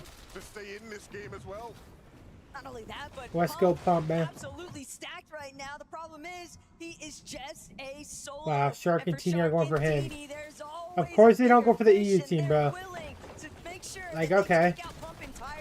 The ultimate refresh. It's not even one that is a necessity, but they'll steal Damn, he low key. I mean, Pump did all he could, bro. Yo, Pump him is like that, damn. Inventory. 2 is better than 1, especially when it's Shark. Yeah, especially in that scenario, bro. Right now, just continuing all around the I mean, map, just in that scenario, bro. You're already in a wall, like, he hits a big pump, but then he gets solo pump back. Shield gone from Boko, Can't even, shield like, gone from Cringe. Some shots react to do anything about it. Getting greedy for Cold Rapid, the game plan for them is simple. They don't need big game eliminations. They're just trying to get Surge, climb up that leaderboard, and then move into the zone. They don't want to get caught in all the chaos. They don't want to get caught below the damage first Sky and Scroll, man. control over their game taken away. They're first by like 50 points right now. Choice though, based off where we last saw Chino and Pablo, they might be able to get some decent tags into Cold and Rapid along the way. But Darm and Deemish, what had been a very promising start of the day, cut a little bit short because of losing some of that momentum off of early eliminations in Game 2. Shark, Teeny trying to do what they can to shut down some of their EU comrades, but Deemish and Darm never count these guys out. They'll take their time farming it up before they get involved. We're already seeing a couple mythics in play as well. Thomas, the Iron Pump, you saw the Chaos Reloader there. There's Drew and Vidil from their drop spot. Kind of see them instantly edging towards the zone. 418 above. Even without elimination here, you can see they're being consistent when it comes to that damage. And everybody on the outskirts of the map slowly but surely making their way in. And they have to be quick because right now it is going to be a 1 tick. Is going to move into a 2 after this and then a 5. So positioning has to be perfect. But there's so much else taking place. Peterbot there we go. With the comeback. This is exactly Peterbot actually, hold up. He's about to be 1,000 above as a solo. Yo, is Peterbot him? This kid's apparently nasty too, the QNDX kid. In the case of Peterbot, but if he can get Poyo back, they at least have some loot. But again, I said the 5th zone. It moves to a 2-tick. Peterbot could no longer he can actually towards Humble Hills. He has to move okay. He reses in Riptides and then the zone's right there. Yes. Dude, Peterbot's finally, bro, a Peterbot type of moment, man. The elimination, but it wasn't easy. It does turn into a 2v1, and Phantom takes the sacrifice. This is the Peterbot we want to see, sniffing out opportunities to take advantage of players and striking hard. Can he get Poyo back in the game? If not, can he give us an all-timer Peterbot clutch? Dude, we need an old-time Peterbot clutch. Come on, man. It's just sad to see NA go out this way, bro. We just need to see something. Don't see Cammy Come on. anywhere. Nalu and Rainy, they have no choice but to play aggressive here. 147 below the damage threshold, but that first shot is going to slow him down. Team is coming in. It's going to make it that much harder. Oh my god, yes. Hits a haymaker. What a shot. But another one breaks into the box. Now there's oh my god, these got shit on. Wow. A strength in numbers is real. You hit hard, we hit harder. Diamond Demons type shit, bro. Right now. The best part of it all, Poyo's down. They realized that Ari was still there, but Chap, Blixie, this is what they needed. They bind Poyo off of the reboot, and Peterbot might just go with it. Oh my god. Down yet again, but Chap why is this team just out here in zone? Now they get an opportunity here. They are getting chunked out by the zone, but look at the extra heals they were able to get. A mending machine not too far by. That was a huge success for Chap and Flixie in this game, and this is literally what we saw yesterday. Slow start to the day, but slowly but surely ramping up. Doesn't matter though, everything that just took place for Darm and Deemish has steadily fizzled away in moments.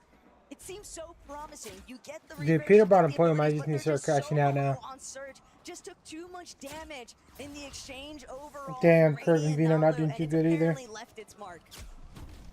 This is going to be a tough rotation to make. Max Pool, it's not going to be any easier for some of the teams in the zone. But for Dom now, as he makes his journey in, still plenty to do. Curve won't be able to stomach it. Dom might for now, and he does have a pathway to rotate in. What happened to Veno though? I mean, it's rare to see Curve all alone in situations like that. Oh, that's what happened. And that happened. You know, you probably wish we look away right there. I really do. Just gets pumped, man. Shockwave into the front of the zone. Truly Qual Raptor looking good, bro. They're wrapping around that zone. But it doesn't matter how much damage, how many eliminations Darm has been able to get so far. He's still 200. But they're making a little comeback in this show right now. Who was really going to be Polish's last standing figure, and it's Darm in the end of it. They're taking a hurry, bro. That's their boys. It's gonna be us that come out on top. Dom making him eat his words. Dom and Deemish, their game continues, and it's all in the hands of Dom. You hear the crowd getting wild already in the feed. Vidil taking down Cold, Pablo, Chino, just trying to move their way forward. Dropping a cup for the extra loot that they do have that they don't need to take with them. You can see their material kind of running low here. With 2 eliminations, 440 above the damage threshold. The main thing that is going to take their focus is just rotating from point A to point B, and it's just got so drastic. That is a max pull. But at the same time, it's one that Chino and Pablo, they're avoiding all of the attention with a nice wrap around the dead side. They know that there's a couple teams. Same, bro. Reason I think I hear. At the same time, Badil, Ju, looking to get active inside the congestion. The crowd is lighting up with Vidil and Ju on their screens. They want to see more Vidil magic. And with them being so comfortably above Surge, this is looking and shaping up to be another magical performance. I just can't believe that I'm watching Darm cut across the screen right now. How is he still alive? As a solo, he is doing everything in his power to fight back in this lobby and try to remain in contention for some serious placement points. Shark is weak, just ahead, but he doesn't have the opportunity to open up. And this is a chance right here. Scroll once again by himself, 131 below the damage threshold. With the gap that they've been able to get in this tournament so far, the entirety Dude, of the lobby come on, bro. Scroll has to die here. There's just no fucking shot he solo clutches again. Please, man. We need this tournament to be close.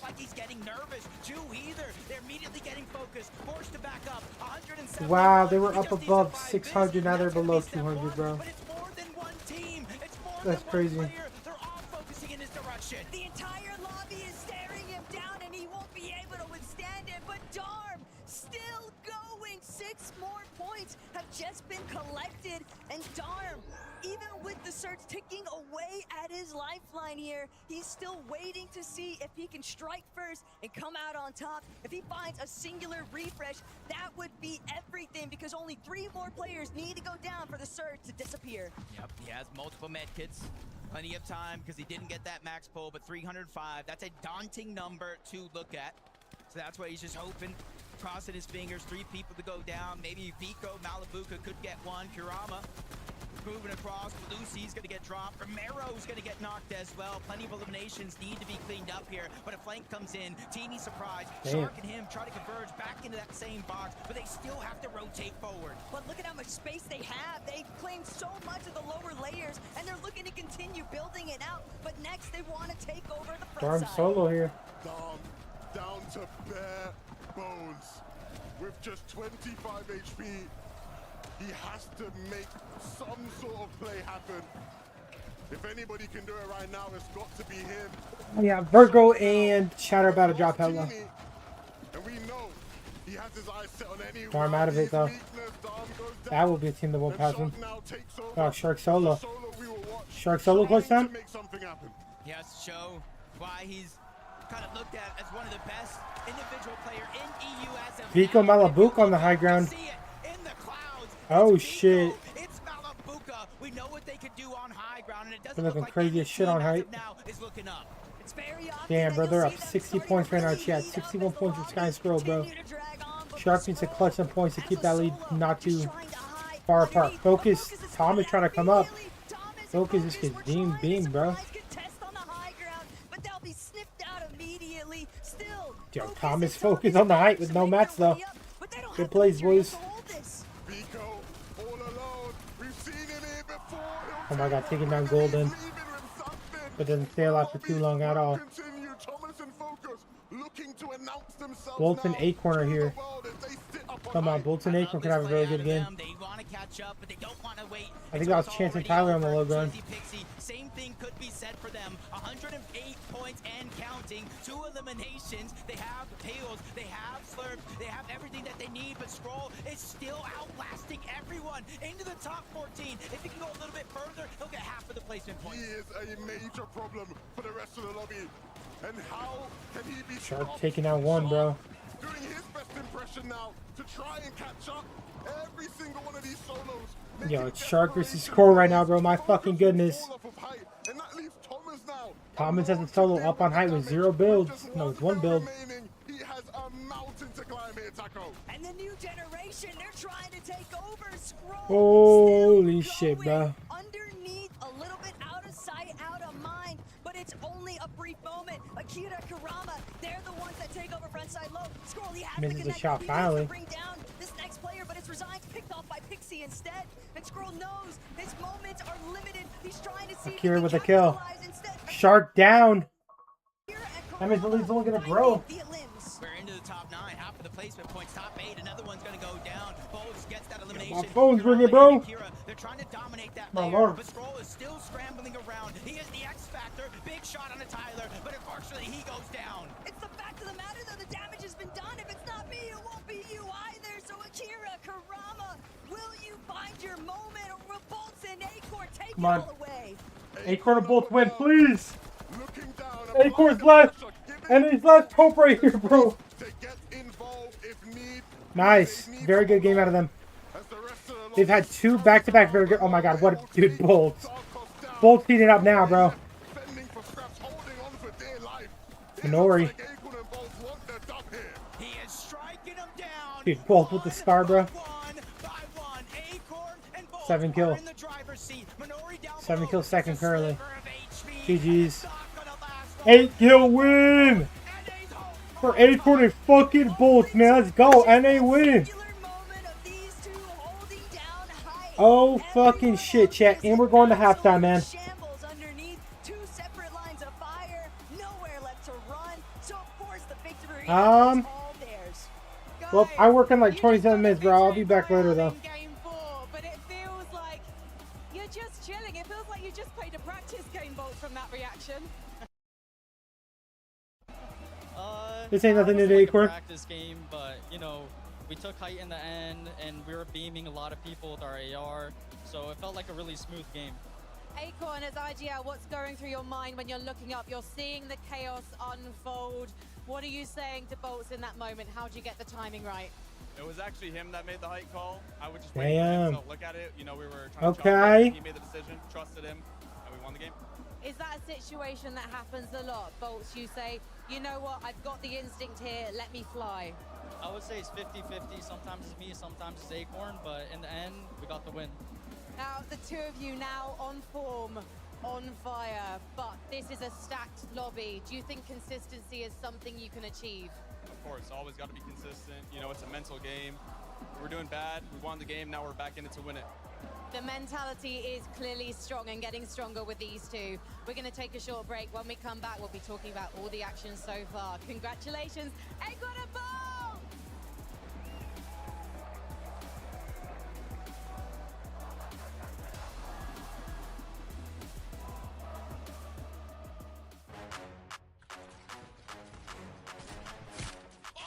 Yo, what a tournament. Damn. Well.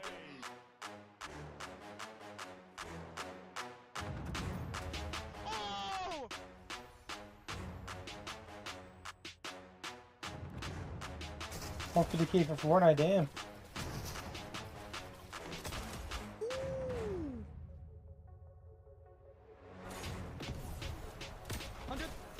I'll go here. I'm popping med bit. Wait, Alright, boys, let's check the leaderboard. got 6. Real motherfucking quick. Refresh that. Guidance Scroll was 268 points. Now they're up by 67 points, man. 7 points, bruh. Shark and Tina at 200 points, though. Not looking too bad. Acorn Bolts at 195. Let's go, the big Abula, bro. And the big fucking Bolts. Let's fucking go, man. Switzy and Pixie in 4th. Chino Pablo, Vico Malabuca, Adrian's Ritual in 7th still. Holding it up for NA. Let's fucking go, bro. Akira Kurama, Focus, Thomas, Shadow, and Virgo in 10th. Hey, fucking W, bro, in my books. Ciaz and Scary, Darm Demas, Golden and Ozone, and then Cold Rapid, bro. And then we got Chaps Flixie. Yeah, I'm not gonna lie, bro. Everybody here's EU and NA now. We got how many NA teams? 1, 2, 3, 4, 5. Is that just 5 teams? Yeah, 1, 2.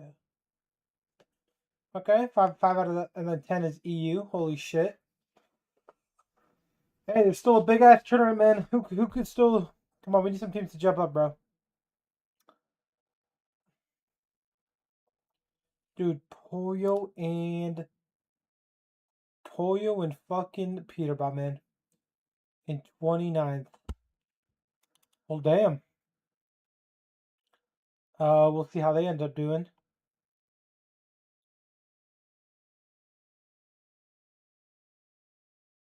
'29th is not looking good at fucking all, but hey, they can still get a top 15 spot in there. I mean, they just need some better games, bro. Like, the consistency has been pretty bad. I mean, dude, best placement 14th. Like, they've had 2 games where they could have actually had, like, really good placements. Vino Curve not playing the best today. Wow. Disappointing, man. Cole and Madden in last place. Then Victor V and Kanata on 0 points. Like, wow. That's just vibe shot, bro. That's just vibe shot. Let's see what Faxi got to say. Yeah, I promise. I bet. I see people walk away. I see people walk with donuts though. All right, never mind. Wait, can you throw this? Can you throw this at least? On your way out. Where is it? You'll see it. I don't get how they do so bad, bro. This way, and then to your right here. These. I mean, you can't really make fun of Kanata when Peterbot and Poison aren't playing the best, but I mean, I would think it's still Qual, but damn, bro. I appreciate the blessings, brothers. I wanted them to be in contention for a win, bro. They're not even in contention. I did notice the donuts, bro. They look so fucking good. Man, I don't know what to say, bro. I think everybody in NA is dumbfounded right now, bro. It's just so disappointing. This is not going how we thought. Be honest. Did you guys think Clicks and Higgs don't qual. Muds and Sphinx don't qual. Fucking. Think it was going like this? NA is just. Let's be honest, Chad. Don't switch up. See, I don't switch up. I say it for how it is. But at the end of the day, and it's not, listen, giving other players credit is not switching up. So just remember, you don't have to hate on somebody doing good. You can give them their credit and appreciate them. Even though your favorites aren't doing good, it's good to appreciate other players too. Just remember that. But yeah, I didn't think it was going to be like this, bro. I really didn't. Okay, listen, Shadow, Virgo, I said underdogs. It sucks that they're conned. Randomly conned after literally getting a 5th, 13th, 5th. Yeah, that fucking. Been like top 5 as well. Yo, like, go fuck yourself. On everything, go fuck yourself, bro. That pick was good. That shitty ass Virgin conning us, bro. Everything else is just. I don't know. I think they'll be locked in now, though. Now that they know they're conned. Okay. EU. It's 10 EU, 5 NA. NA. Out of 10 teams, we have 7 EU and 3 NA. Oh, you talking about the top 10? I mean, top 15 is what matters, though.